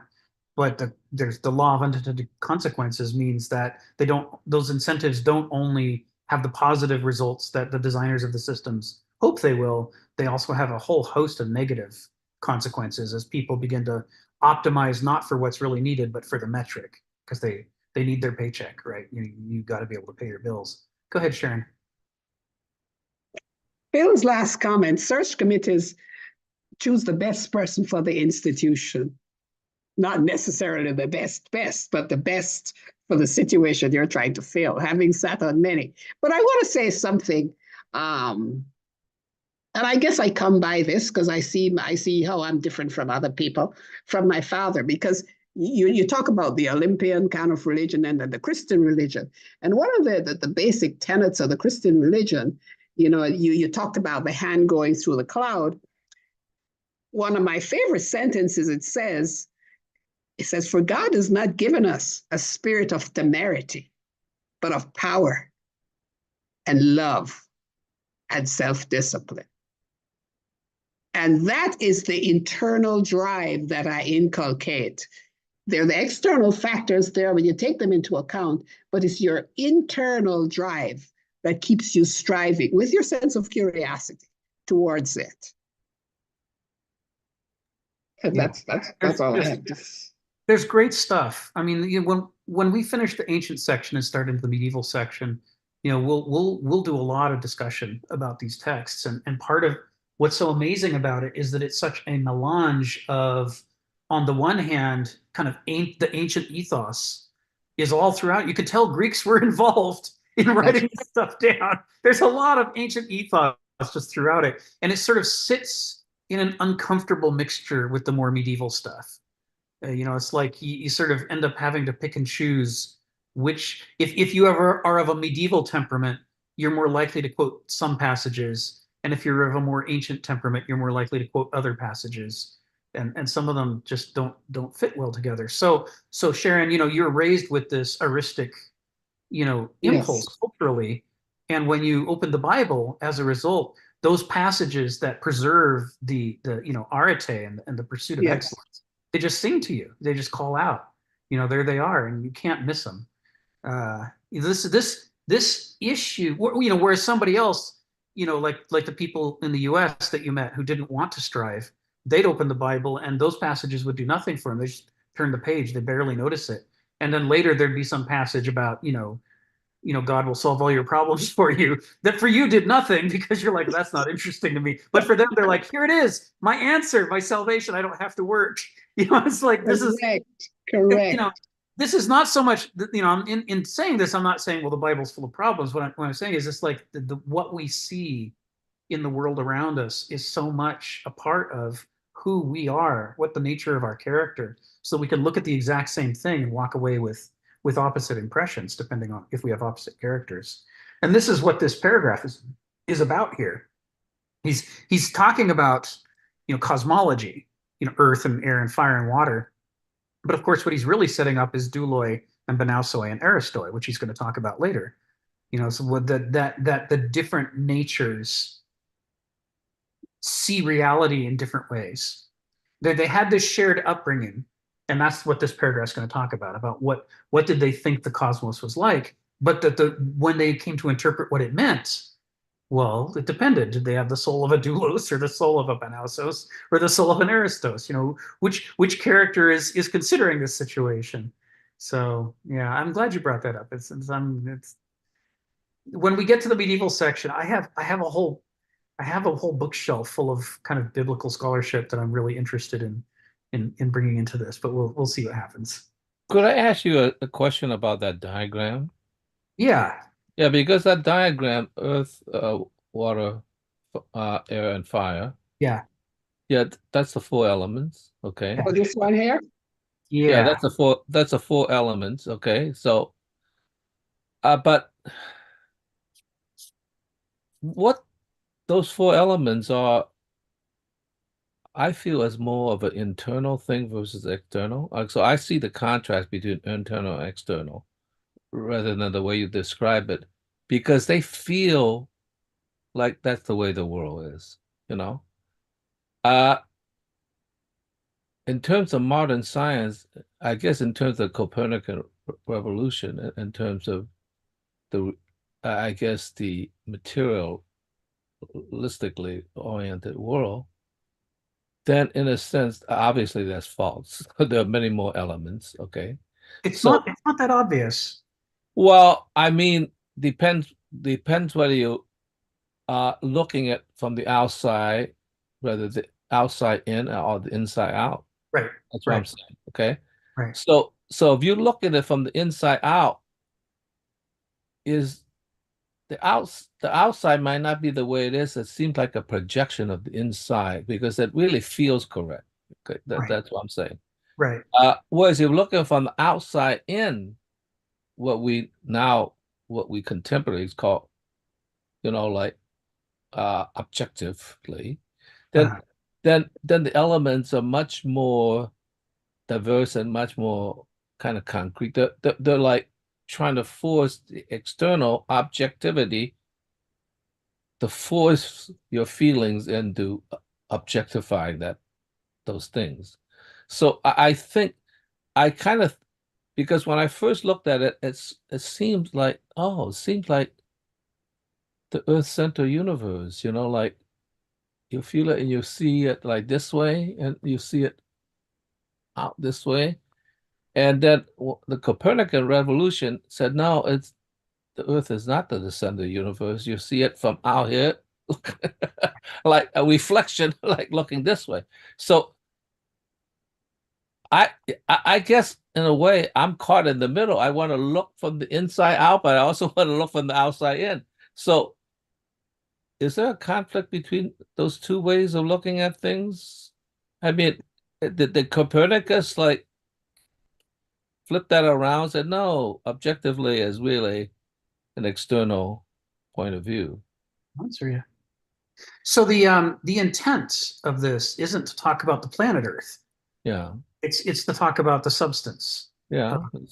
And even though we have a table of elements, Yeah. with over 100 elements in it, it's easy to get misled by the word element itself. Yeah. Because where modern science has augmented the schema but not replaced it is in the phases of matter: solid, liquid, gas, and instead of fire, plasma. Right? What we see in a star is not a fire, although you can see why before the discovery of plasma, people would think that the sun must be a fire because it's warm and bright. But plasma, dissociated, disrupted atoms that have been broken apart because of the intense heat of the fusion reaction that's ongoing. So, we've added some additional phases of matter, but most of them are unusual circumstances. These are still the 4 key phases of matter that you learn in a physics class. This hasn't actually been superseded at all. Oh, really? I didn't know that.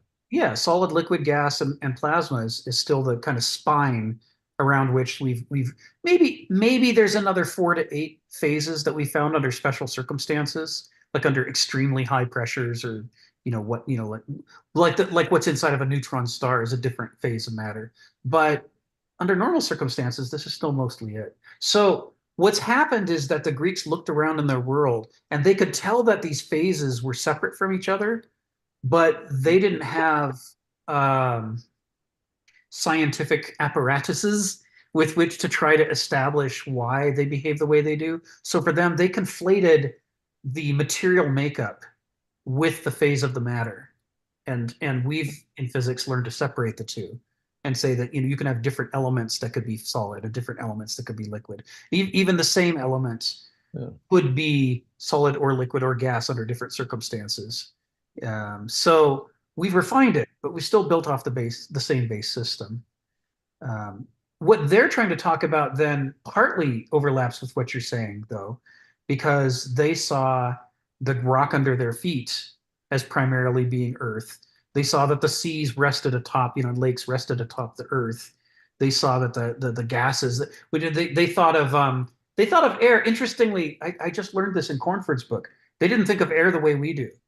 They didn't think of air like what we're breathing and what's around us. They thought about air as what's happening at night. It's dark and it's cold and it's relatively dry. That you can see the stars in the distance, but they believe that the light of daylight was due to, quote, fire, i.e. the sun, and not the atmosphere glowing or anything like that. So for them, air was this cold, vaporous thing. And thus Hades was the god of the air because darkness, right? He's the god of darkness and where people go at night or after death. There's a whole interest, Cornford really gets into this. There's a whole interesting cosmology built around this, what they did with these things. But they did believe that the earth was the realm of mortals, and the heavens, by which they didn't mean the air, but they meant the sun, the moon, the stars, and those things, that those were the realm of what we would call plasma and what they would call fire. And they associated the divinities, the divine stuff that makes something a god was associated with that plasma, that fire, that energy. So it's weird to think about this, but basically, if Poseidon is clearly the god of the sea, of water, Gaia is the goddess of the earth. I always thought Zeus was a sky god, and so I associated him with the air and atmosphere. But that's because I didn't understand the Greeks thought of air as night and darkness, and therefore Hades is the air god. And the fire god is Zeus with his lightning bolts. His lightning bolts are the divine fire that he's casting. So very different from what I was thinking, 1 week ago. How do they conceptualize fire? I mean, like real fire, as like very transitory and always goes up.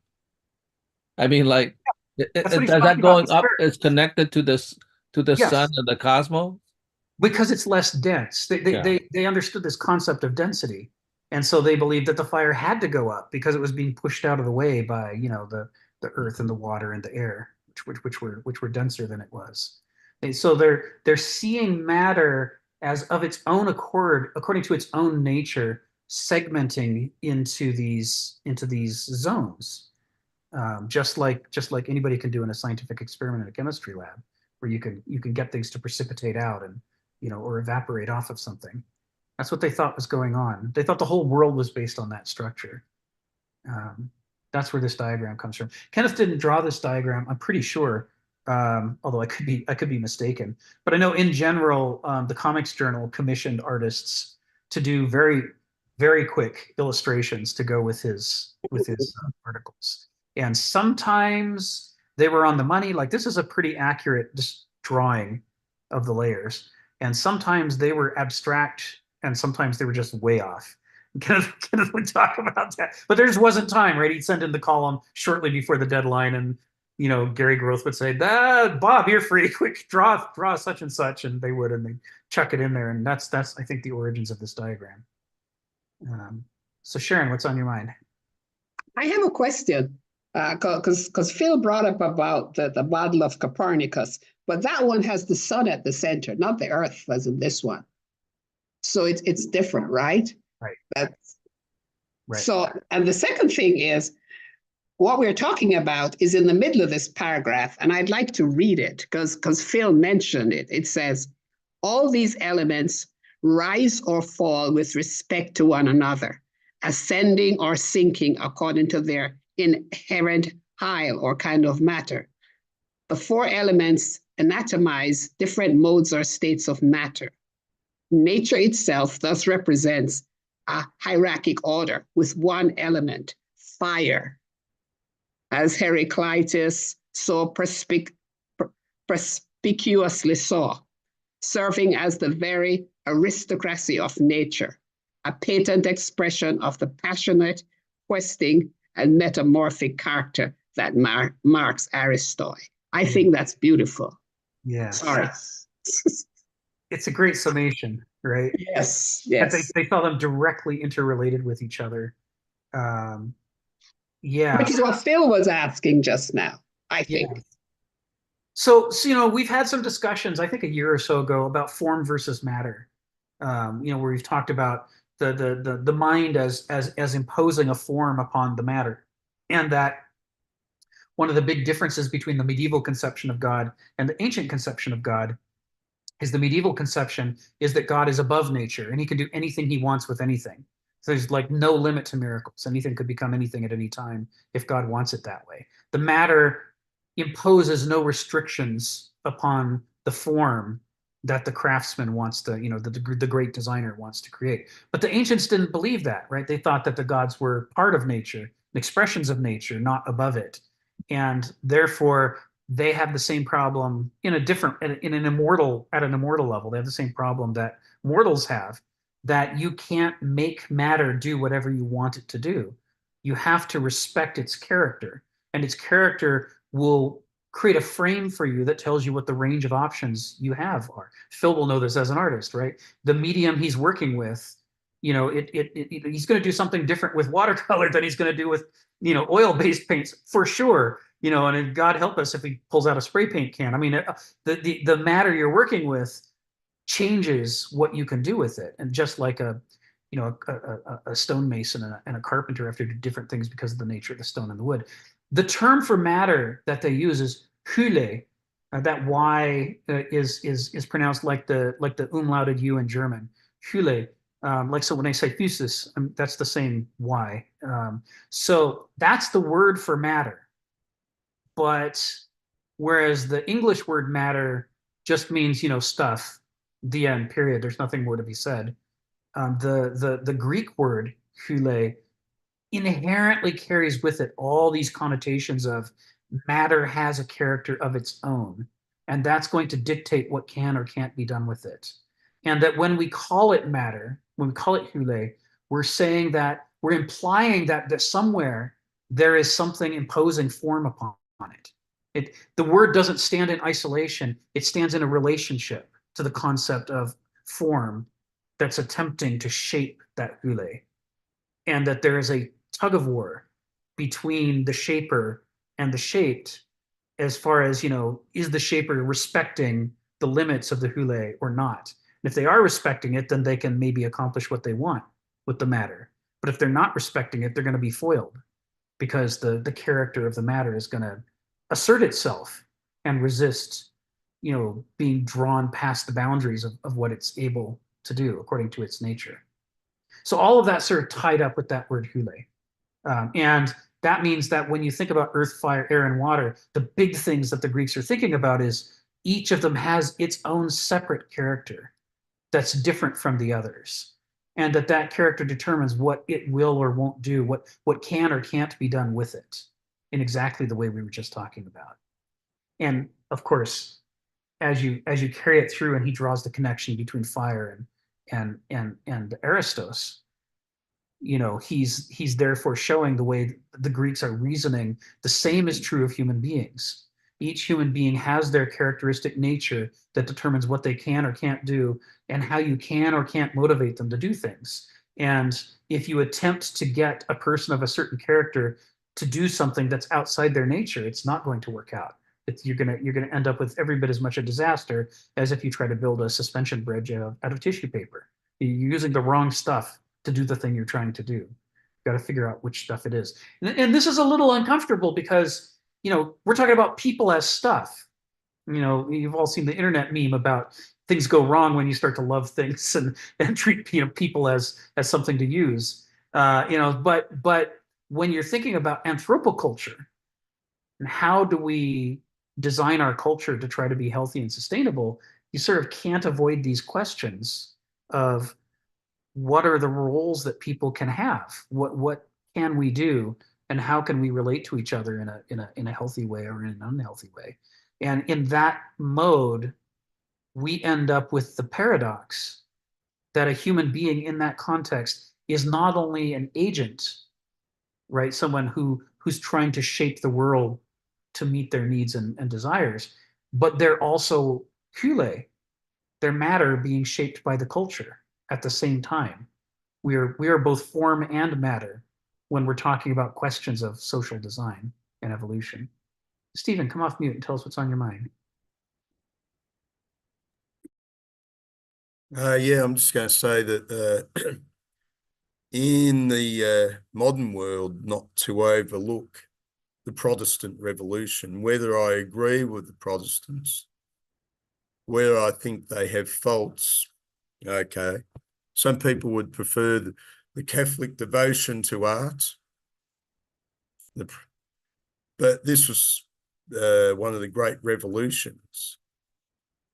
Well, you had Martin Luther come along, and you look at Martin Luther, he's an ogre of a man. You'd have great difficulty liking him.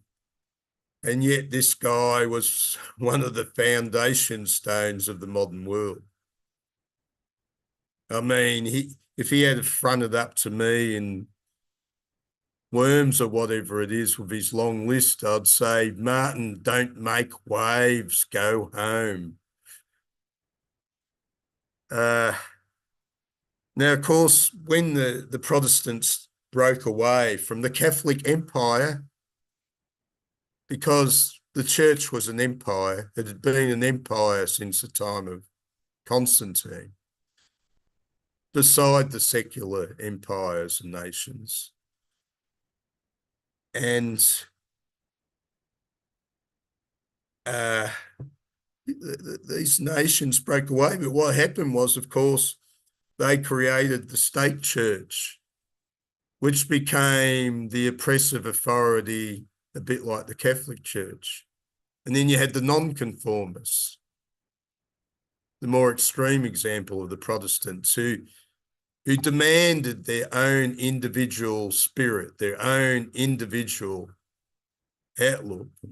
They came to America, and of course, people think that democracy was founded in America in the American Revolution. No, it wasn't. It goes back to the 1630s. It was a product of these nonconformist Protestants, Puritan types, whatever, Quakers. Now, of course, the first colony which survived was Jamestown was a purely secular colony, which was nothing but trouble for 50 years. But the Puritans established their colony. They're going great guns in 5 years. So whether you like them or not, these Puritan characters can make things happen. As annoying as they are, they can go into the wilderness and build something because they've developed that sense of personal responsibility. I'm not just going to leave it to the next guy. The Puritans discovered that didn't work. Everybody's got to be responsible. And of course, the Protestants as well changed the nature of warfare. You know, the Habsburg armies were there to finally restore the full Catholic Empire. Beautiful big armies, the heights of technology at the time, very similar to the Ottomans, Mughals, probably even the Chinese. Now, there's a little bunch called the Protestants that they were trying to wipe out. And the Protestants innovated. They didn't have the wealth, resources, population to deal with the Habsburgs. But they were willing to innovate, to adopt something new. They'd realised that if they could get a small cannon, learn the art of ballistics, they could drop a cannonball on those big mass formations of pikemen. Something which dominated warfare everywhere for thousands of years had suddenly become obsolete. And the Europeans learning that technique go to places like India and just blow the Mughals away, who had some good stuff. They had muskets.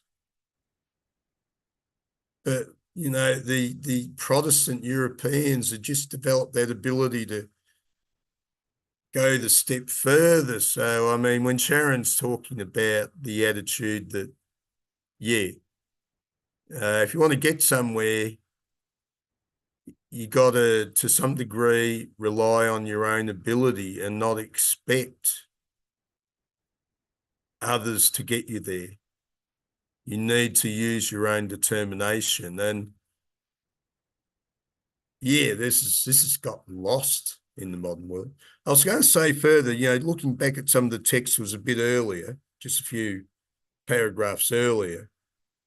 Smith is making the point about the belief that we're like an amphora, we're born like a seed, and everything that we can become later is defined by that seed. You know, he mentions it in a certain way, you know, the ancients saw it as fates that, yeah, you'll develop to something, but you've already been defined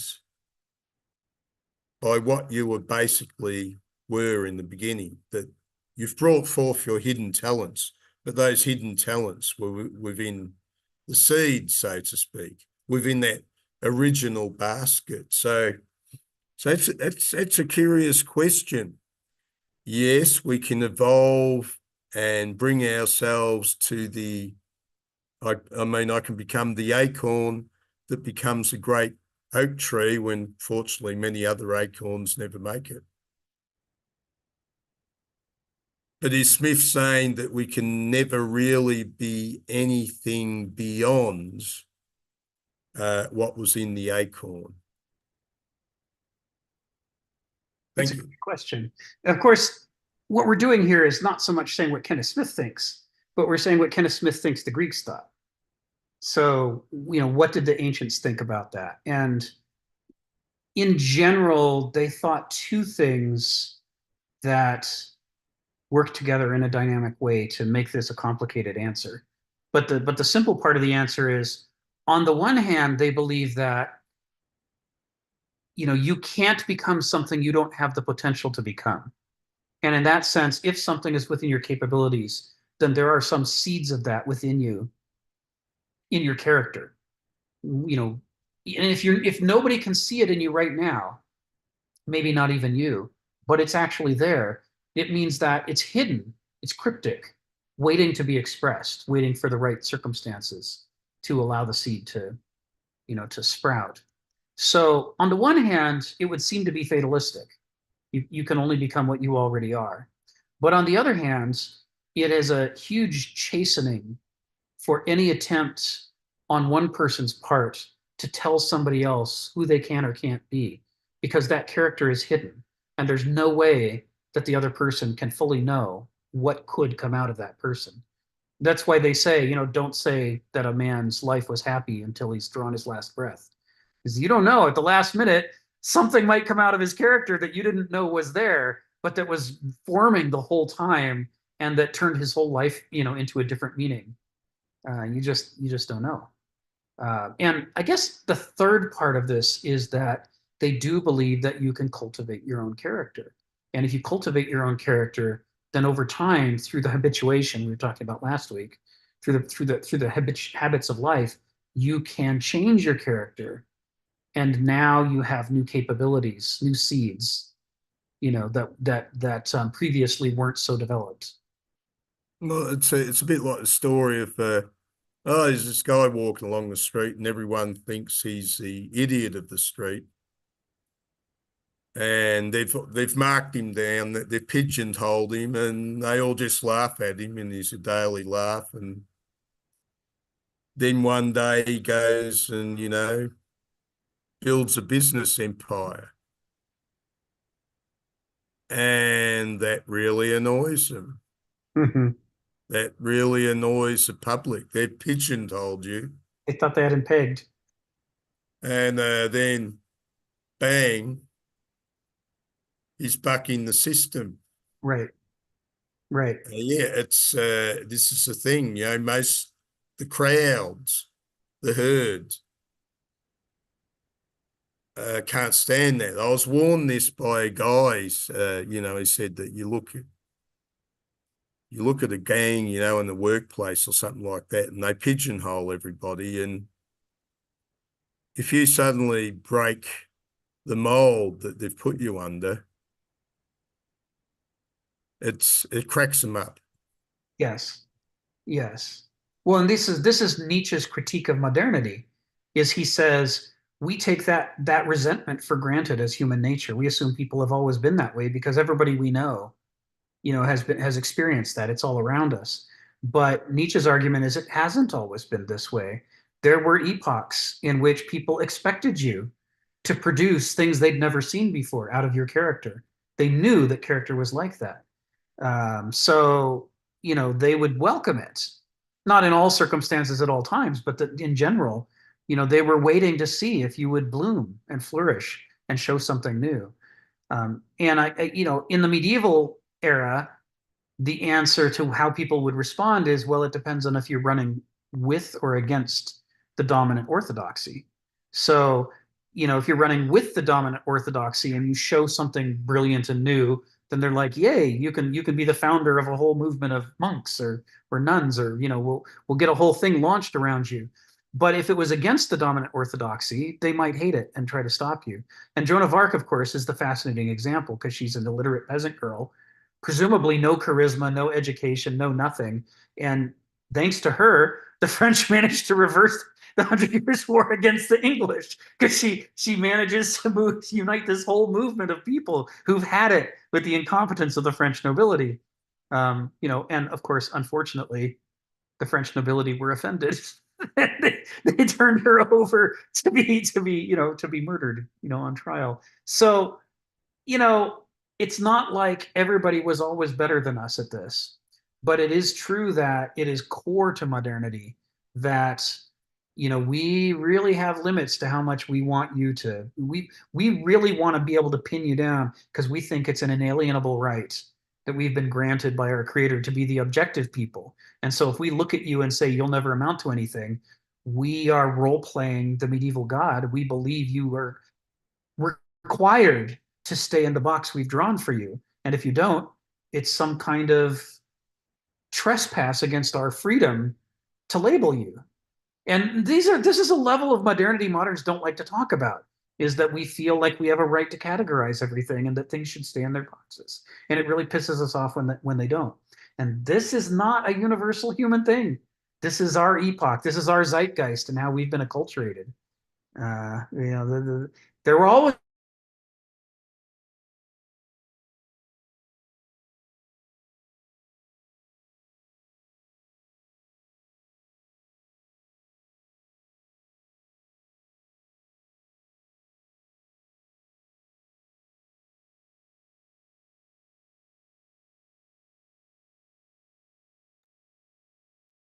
So we lost Rick, I guess.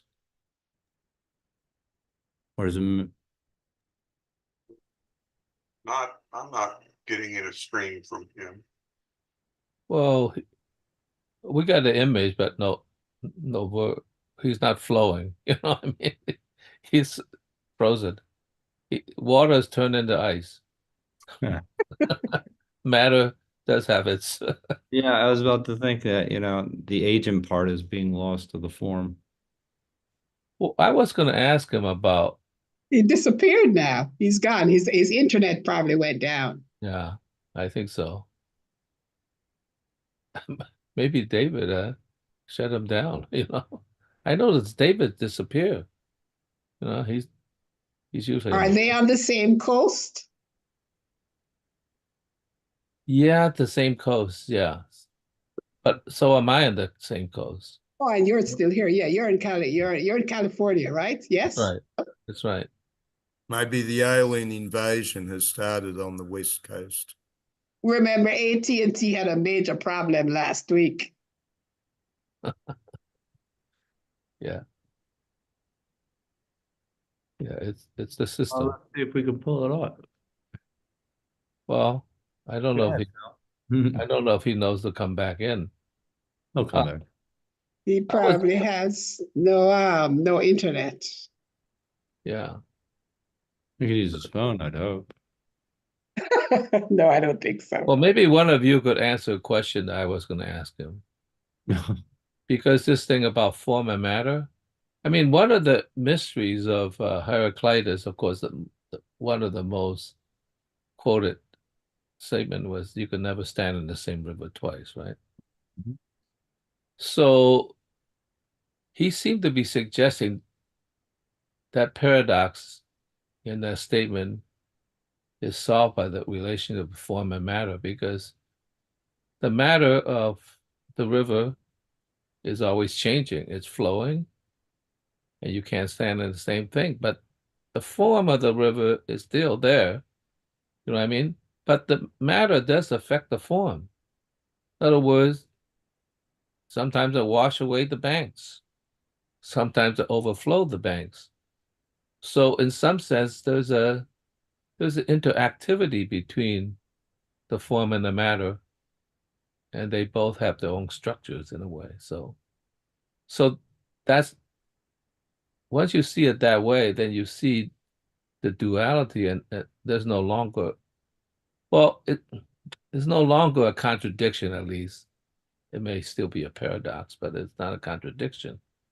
I want to ask him, am I getting it right that the form and matter contribute to something else? And of course, Aristotle said the in-between substance is what he calls substance, right? He believed that form and matter were one.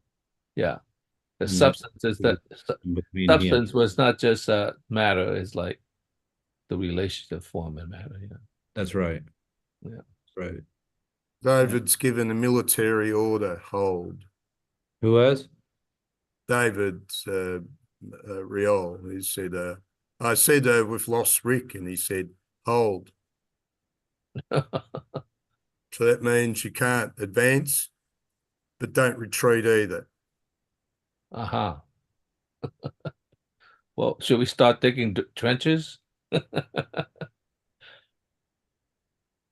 I think they're gone. Yeah. I know that guy. Oh, here he is. He's back. See? It's now. and Well, David. wild. Well, should I ask that question to ask that question of Rick? I mean, Yes. because we Is were that talking about Heraclitus. AT&T? Is that AT&T, Rick? Do you have AT&T where you are? No, it's not AT&T that this is going over. Oh, No, no. Yeah, that was weird. I haven't had a laptop crash in, I don't know, 5 years, something like that. Anyway, Wow. howdy, I'm back. I didn't capture the chat, unfortunately. Well, let me. Well, the chat was mainly like we were all puzzled on how to wait, and finally asked a question that I was going to ask you. So Yeah, I'll shoot. ask it again and see how you. One other thing, what you said about form and matter is it's sort of unraveled the mystery of Heraclitus' probably most quoted statement: "You could never stand in the same river twice." Okay. I want to see if I got that right, and correct me if I haven't, because the river has a form and it has the matter, right? The matter is the water. The water is dynamic. So if you focusing too much on the dynamics, then of course you can never stand in the same river twice. But you focus on the form, then the river is still there. But it seems to me if the matter has its own character and is related to form, then it seems to me the character of the water has an interactivity and essentially may change the form, the substance of the form, I mean the bank of the form. So as a relationship of a static structure and a dynamic structure that they interact. And so therefore, in some sense, even in that statement, you can never stand the same river twice. That means the matter does change the form itself as well. Is that correct, the way I interpret it when you were talking about that? Because that's always been a very curious statement to me, because it seemed like a paradox, but now it seems like the paradox is kind of cleared up to a certain degree. What do you say about that? my cat wants to talk about it, but come on, baby. So it's an interesting, that particular fragment, into the same river we cannot step for other, and yet other waters are flowing, is the actual text of it. And people have reached opposite conclusions about what Heraclitus means. Most people conclude that he means you can't step in the same river twice because it's changing. Mm-hmm. And one of his followers, it is believed it's one of his followers, said, that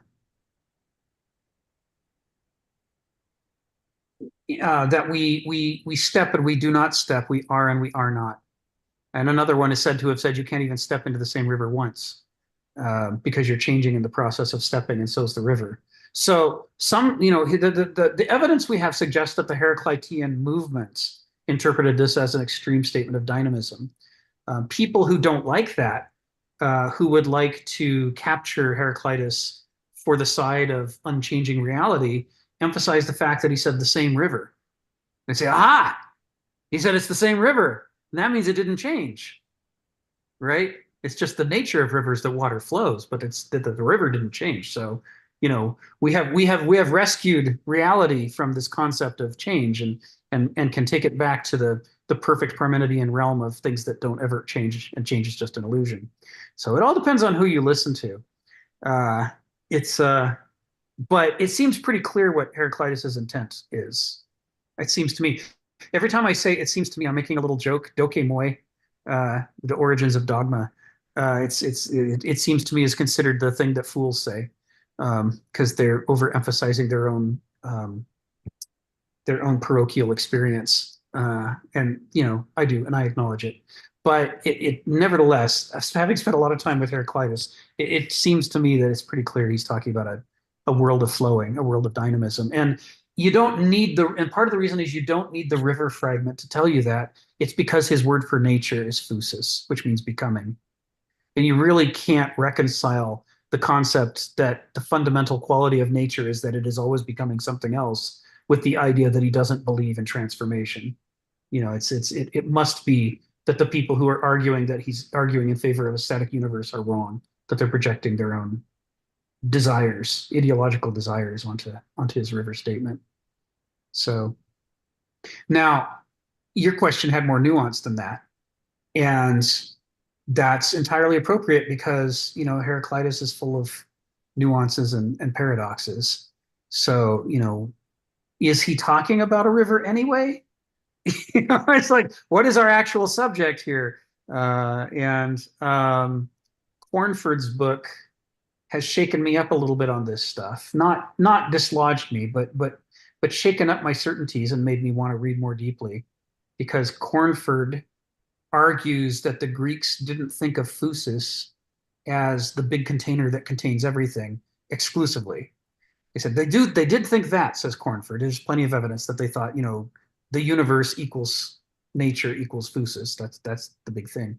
But he says they also thought of phusis as a fluid, a subtle fluid that is in everything and that gives it its life and its sacred qualities. So the capacity to change, the capacity to move, which they believe is imbued in a person by a soul that we inhale at birth, the psyche. They said the cosmos also has a soul. There's some of these philosophers just say it right out, that just like the body has a soul, so the universe has phusis. And so sometimes phusis is used in the sense of it's everything, and sometimes phusis is used in the sense of it's the soul of everything, and that soul gives everything life and sacred qualities. So you get an enormous amount of subtlety out of all that. Before I call on Stephen, I'm going to call on Phil again just to see if this is a follow-up question. It is a sort of follow-up question because, a follow-up insight, let's put it that way. Last night, I just listened to 3 experts in money, and they asked a question. It just got so complicated in a way. What is money? We all think we know what money is, but when I listened to it, I realized, and they talked about the Federal Reserve Bank, and the bank exchanges, all that. And they talked about, I guess, a base money, which I suppose is something like gold, or is it more like liquidity, like M2 that flows and changes, and the essence of it is really for the exchange of stuff in a ledger system, which is now all in a ledger system. And it got to a point where, in some, does the Federal Reserve control the money, or does the banks? And there was disagreement, and one guy, and the guy that disagrees sort of said, no, actually the banks, because the banks could create money, and just blown in and out if they want to. They might not want to. And he even pointed out there's other shadow banks that happens that creates money, such as airline mileage for your travel.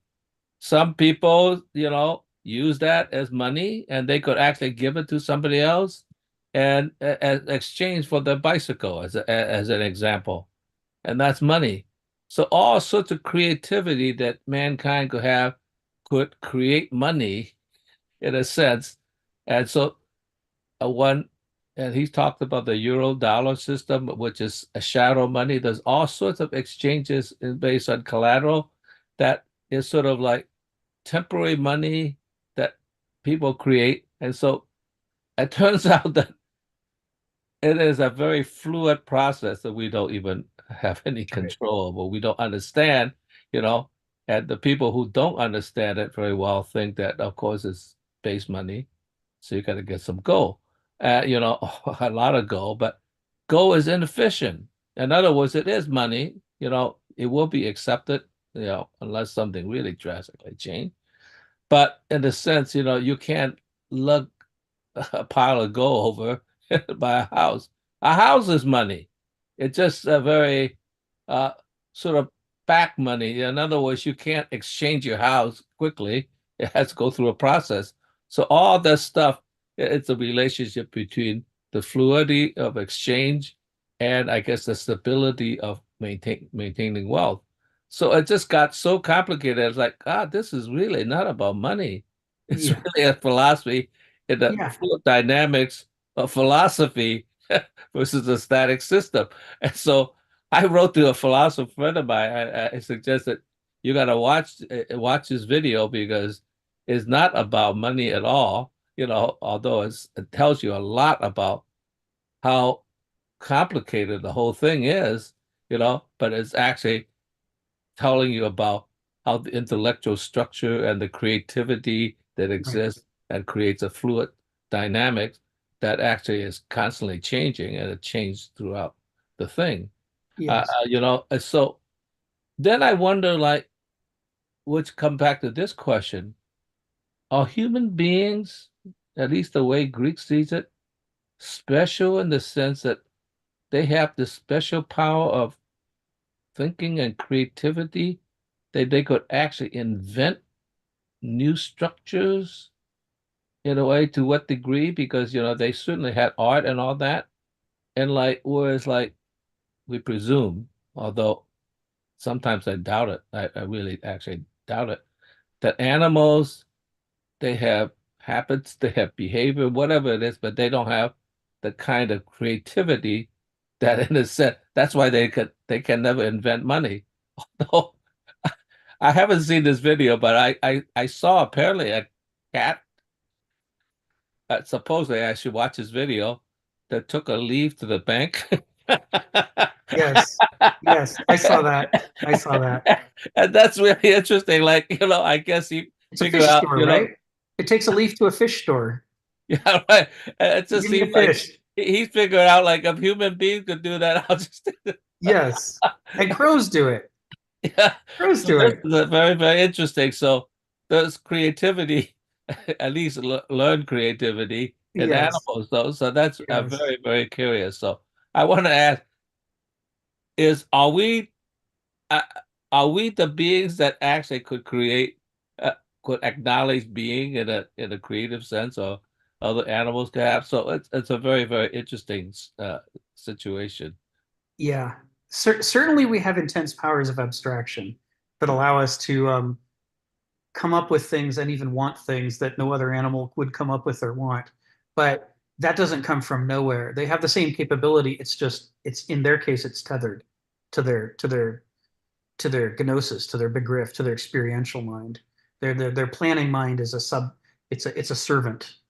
Whereas we have the ability to flip it and say the abstract mind is the point, and it's our experiential mind that will be the servant.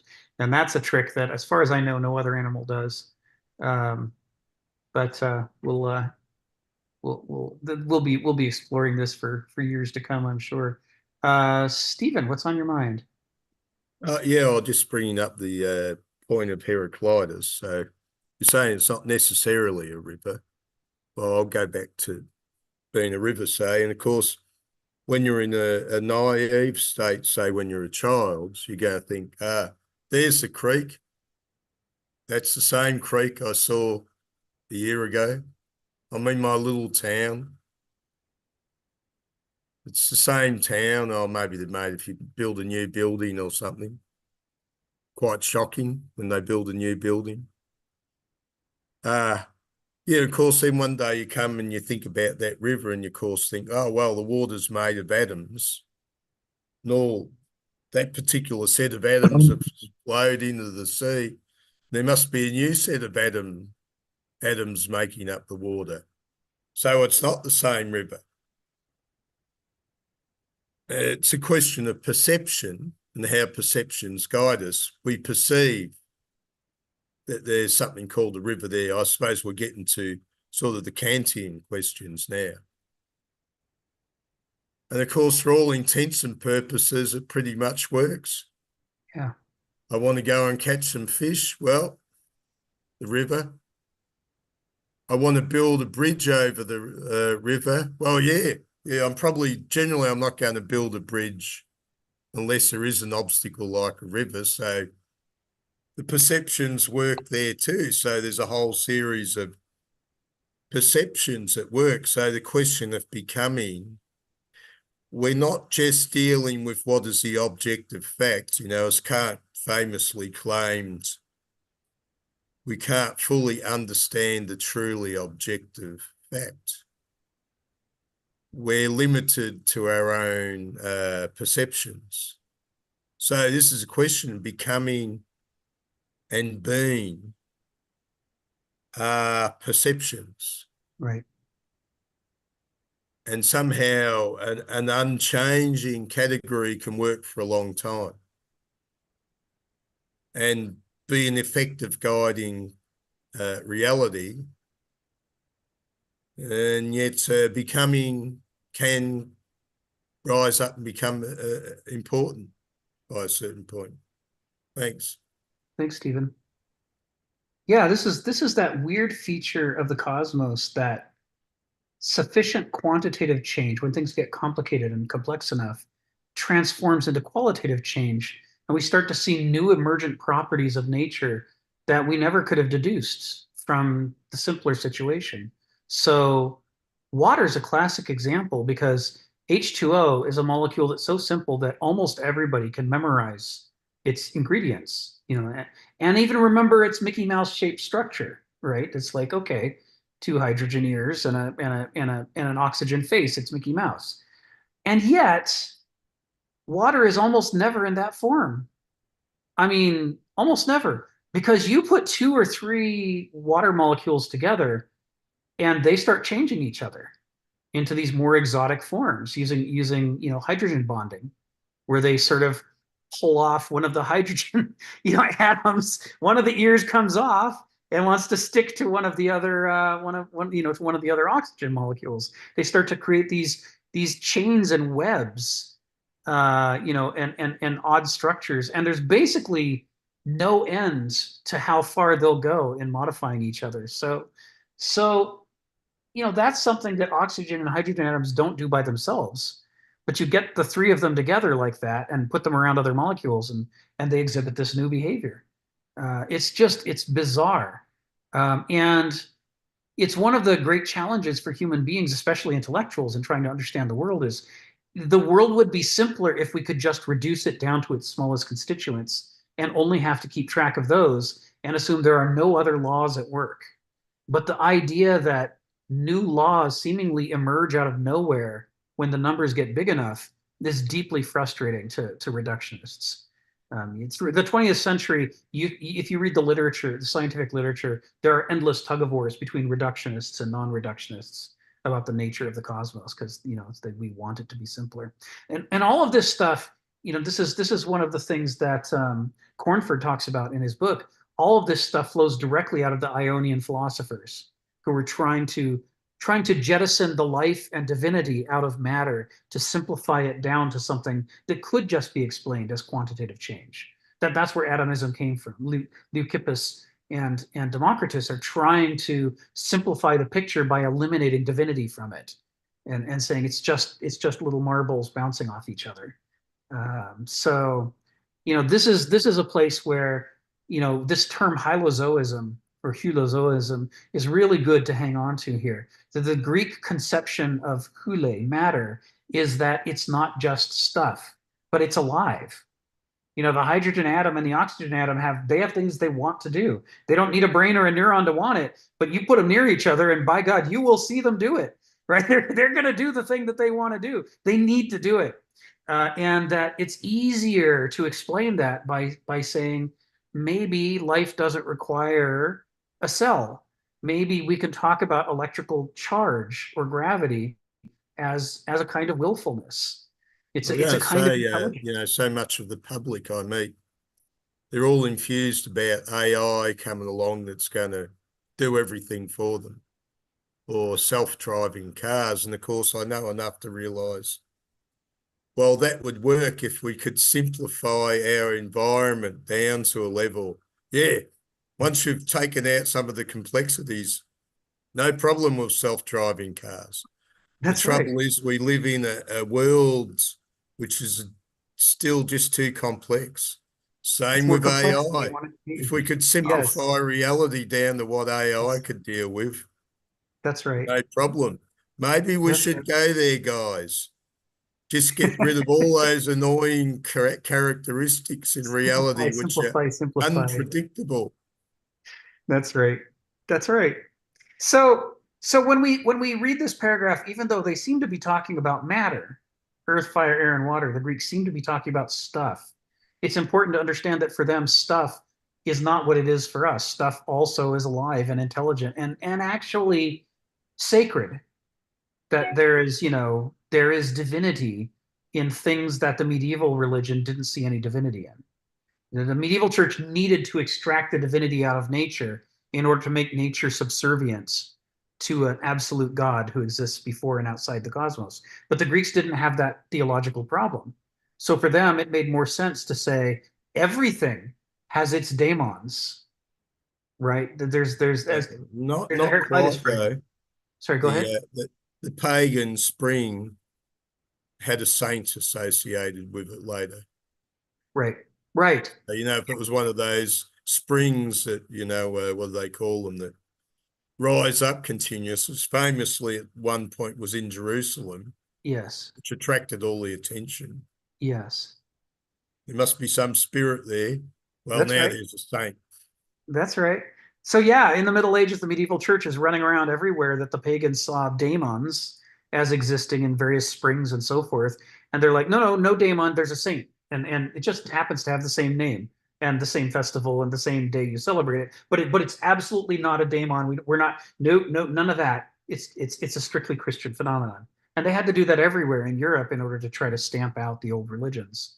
So, but now we're looking at a period before all that, where, yeah, everything's got its daemons. There's a Heraclitus fragment that says somebody approached Heraclitus in the wilderness sitting at a campfire, and he says, "Here too there are gods," gesturing around himself. He's like, yeah, the fire is a god. These trees are gods. The little spring over there's a god. There's gods everything is full of gods. It's like the quote about its elephants all the way down to the ancient Greeks before the coming of the philosophers. It's gods all the way down, daemons everywhere. So, not only do earth, fire, air, and water have a character, each their own distinctive character, they also have their own intentions. They have their own intelligence. They have their own life. And they have their own sacred authority. Earth and fire are going to do what they're going to do. Volcano goes off, it's going to do what it's going to do. You have to respect the authority that it carries. Sharon, come off mute and tell us what's on your mind. So Phil chose Heraclitus reference to water. I would like to stick with fire because I think that also translates into the culture, because a fire in the belly is one that's somebody that's driven by ambition and drive. And when you're a kid and you're slacking off, if your parent told you you're going to get a fire under your butt, you better move, right? You really got to move.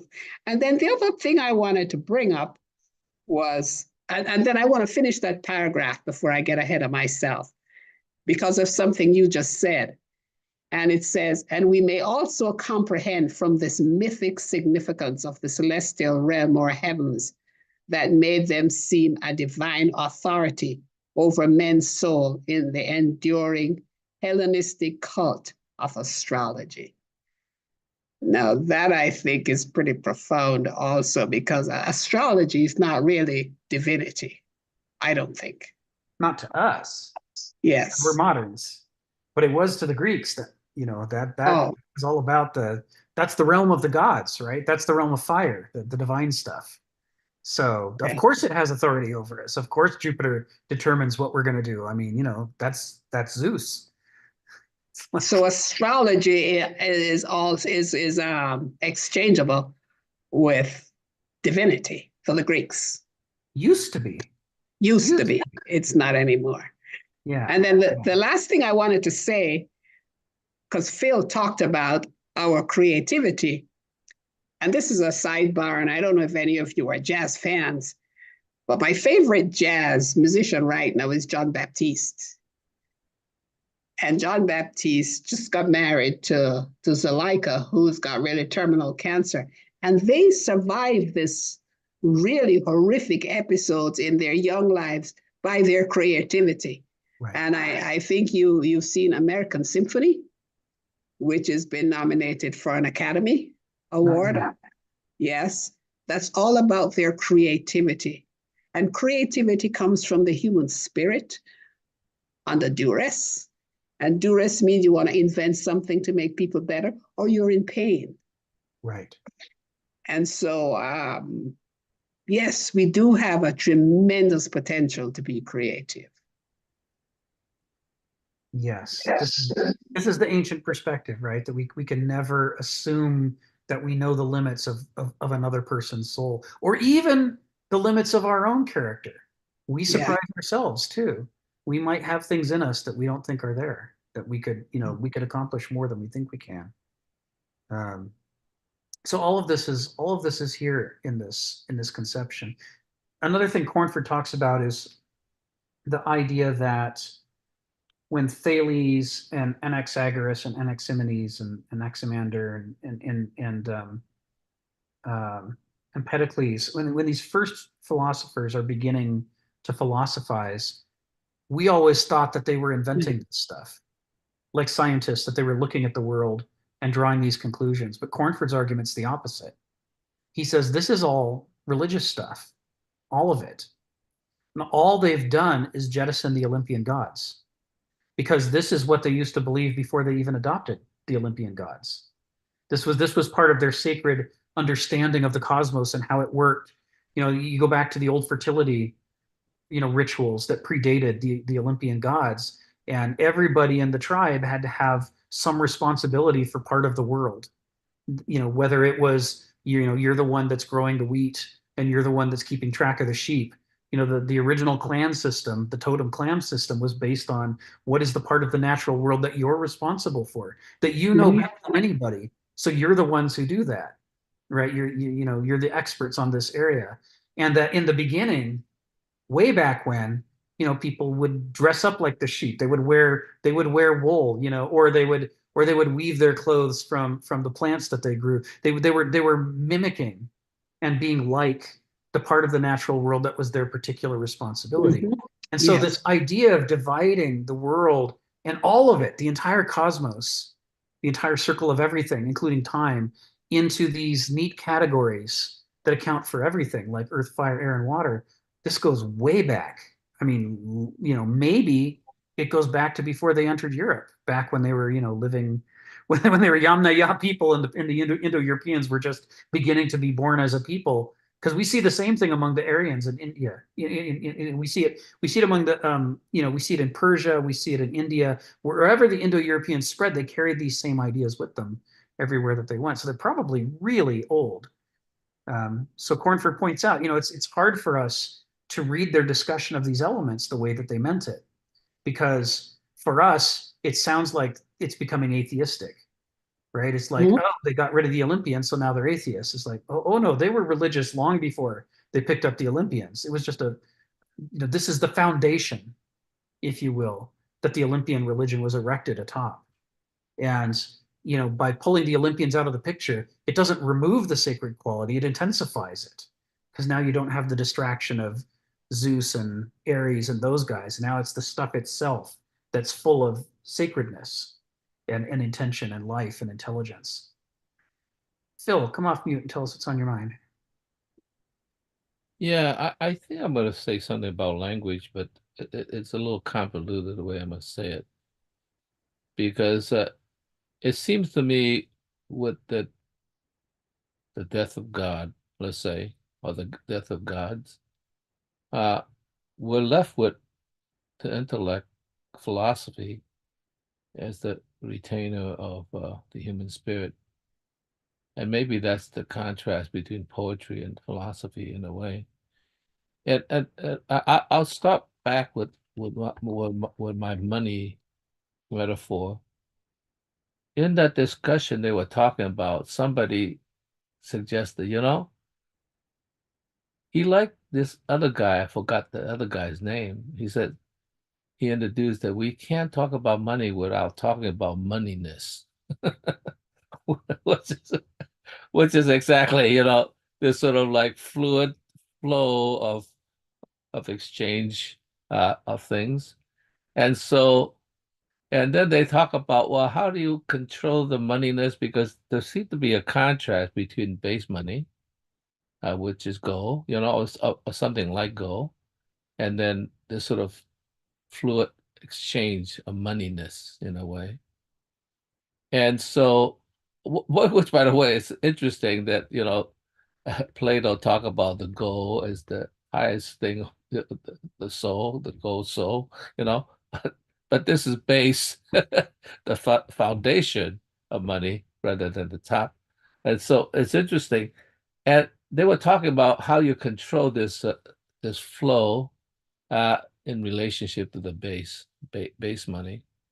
And of course, they broke from the gold standard, so that makes it kind of problematic. So only in the sense of reserve, the Federal Reserve, interbank exchanges really the way. And they were talking about, and on one side of the argument said, well, really the Federal Reserve controls the flow of money by controlling the base money.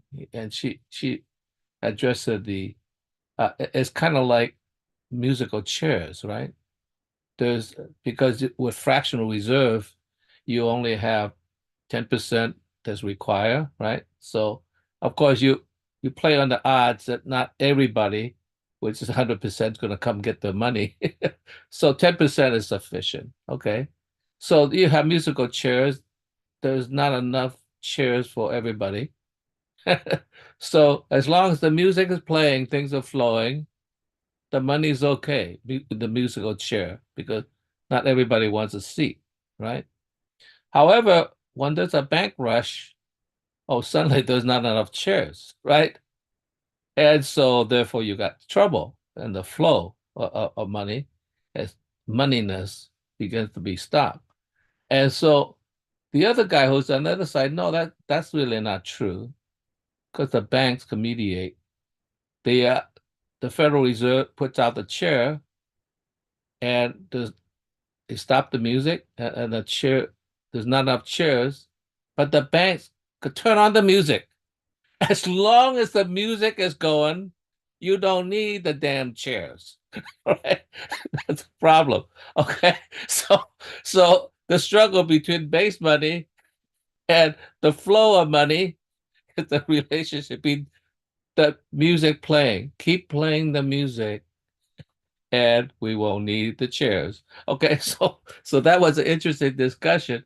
And now I'm thinking, is the fact that we're trapped in language, for instance, God separated light from darkness. I mean, in the beginning was logos, was the word, and the word was with God, and word was God. Was that the beginning? Because now we have developed the word as a kind of value, right? The essence of things. But have six in the beginning, the word was sort of much more poetic, right? In other words, the music is playing. Okay. But with the philosophy, with a logical reductionist, it really became more base.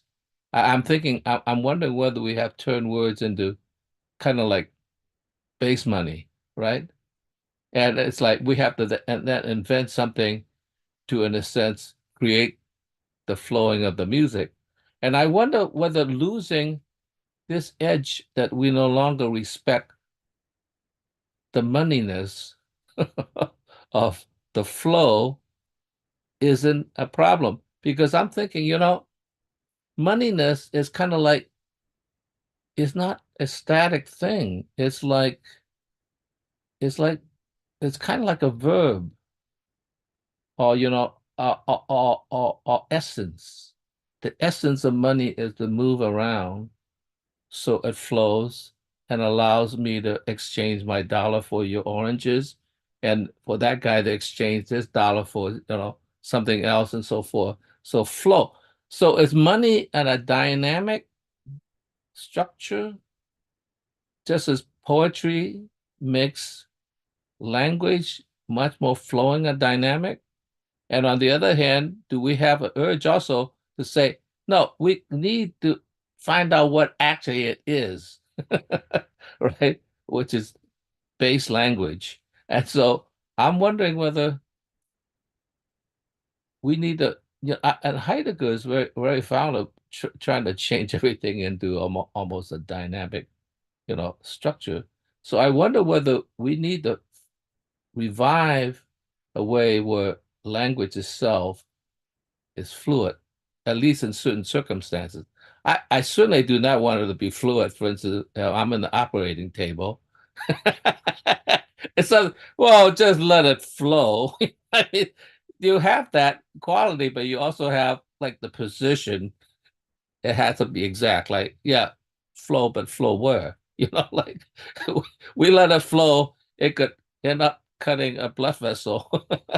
Yeah, I was just like letting it flow. So It's I all wonder whether very, very exact, Phil. yeah, I know that. I wonder whether we have to figure out certain There's ways. no flowing here. Yeah, well, the blood is flowing, it continues to flow. And so No, don't want it to. I wonder whether we just have to have like an understanding that certain disciplines need the base money and certain discipline needs the flow money, the music money. So I just wonder whether we have instead of one system, we have to have dynamism in certain systems and exactness in other systems. So there's a problem with language, because language structures so much of our thinking, even if we're not philosophers, just regular people. But on the other hand, if we don't know how to flow and we don't know how to be exact at the right moments and the right time, then we got a problem. We got a mixed metaphor. Okay. Character. So, yeah, so Heraclitus's line on this stuff is that although everything is changing and transforming, it's not doing so willy-nilly. Yeah. Because it's doing so in a measured fashion. The cosmos has a intelligence to it, and that the transformation of water into fire or fire into air is done through very precise, specific measurements. And so he's sort of setting this framework for science. And that's exactly what you're taught in chemistry. If you know the amount of the elements you're pouring together into a reaction, their molecular weights, you can calculate the number of atoms at work, then you can precisely calculate what percentage of the material is going to combine to create the new molecule. It's done by measures, exactly the way that Heraclitus talked about it. So that issue of precision, it's sort of associated with these things, and with the conception of what would it. I mean, basically, this is about what would it take for phusis to be the answer, to be the lingua franca, or the money, the exchange value, if you will, that can explain all of the ways in which we see the universe, with sometimes things stay the same and sometimes they change. But they, I don't turn into a wolf. That's not among the changes that happens, right? There's specific things that I can change into or from, but other changes are impermissible. So yeah, this whole issue of character and measurement, it's all relevant here.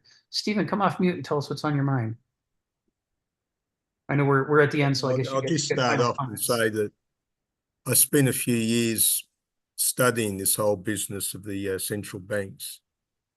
I've put one link there which tells the amount of US currency, which has been going for about the last century, and how much exists year to year. And but I won't go into that. I was just going to bring up the other question. I mean, Richard Matheson's the one that writes a few stories about the idea that, you get this guy, he's a nobody, and suddenly he's confronted with a fight for survival, and he has to find the inner reserves which he discounted himself. Everybody discounted him. He discounted himself, and then he found he had to rise up to survive. It was the stuff like The Incredible Shrinking Man, I Am Legend, and the famous film was Duel, where you have the henpecked salesman driving through the West. He gets on the phone. His wife is metaphysically giving him a hard time. He's henpecked like hell. Skinny, insignificant little man driving a tiny car, and he annoys a big trucker who's ruler of the road. He's got his big rig. He knows all about driving and how to dominate the road. And the poor henpecked little guy, he's just hoping he can get away. He's crying, his car's not working, he's freaking out. And he's just folding all the time, just hoping something will save him. And in the end, he realizes, well, I have to save myself. I have to get out there and confront this guy. And of course, he creates a ruse. The trucker goes sailing over the cliff he set him up for. And then at the end, the skinny little guy goes, he jumps up in the air. I am the dude. Yes. Spielberg's first film, I think. Yes. Yes. It's on my list to watch. I haven't seen it yet, but what you've described matches exactly what. It's definitely, yeah. It's a nail biter. It's a piece of artwork, how it builds all the perceptions. Yeah. So character. So this is where we'll pick up again next week. I think we've done this paragraph, right? We've done this paragraph. So next week we'll pick up with paragraph 6. But yes, this concept of a living, moving, sacred cosmos. It's core to all of this. So thanks, everybody. Don't forget the Aztecs. Next week is one of my favorite topics. Yes. In paragraph 6, the question of castes. Amazing. Yes. External. I'm looking forward to it. Yes. Okay. Have a nice week, guys. Thank you. Nice seeing you. Very nice discussion. Thank you very much. My pleasure. And thank you all. Yes.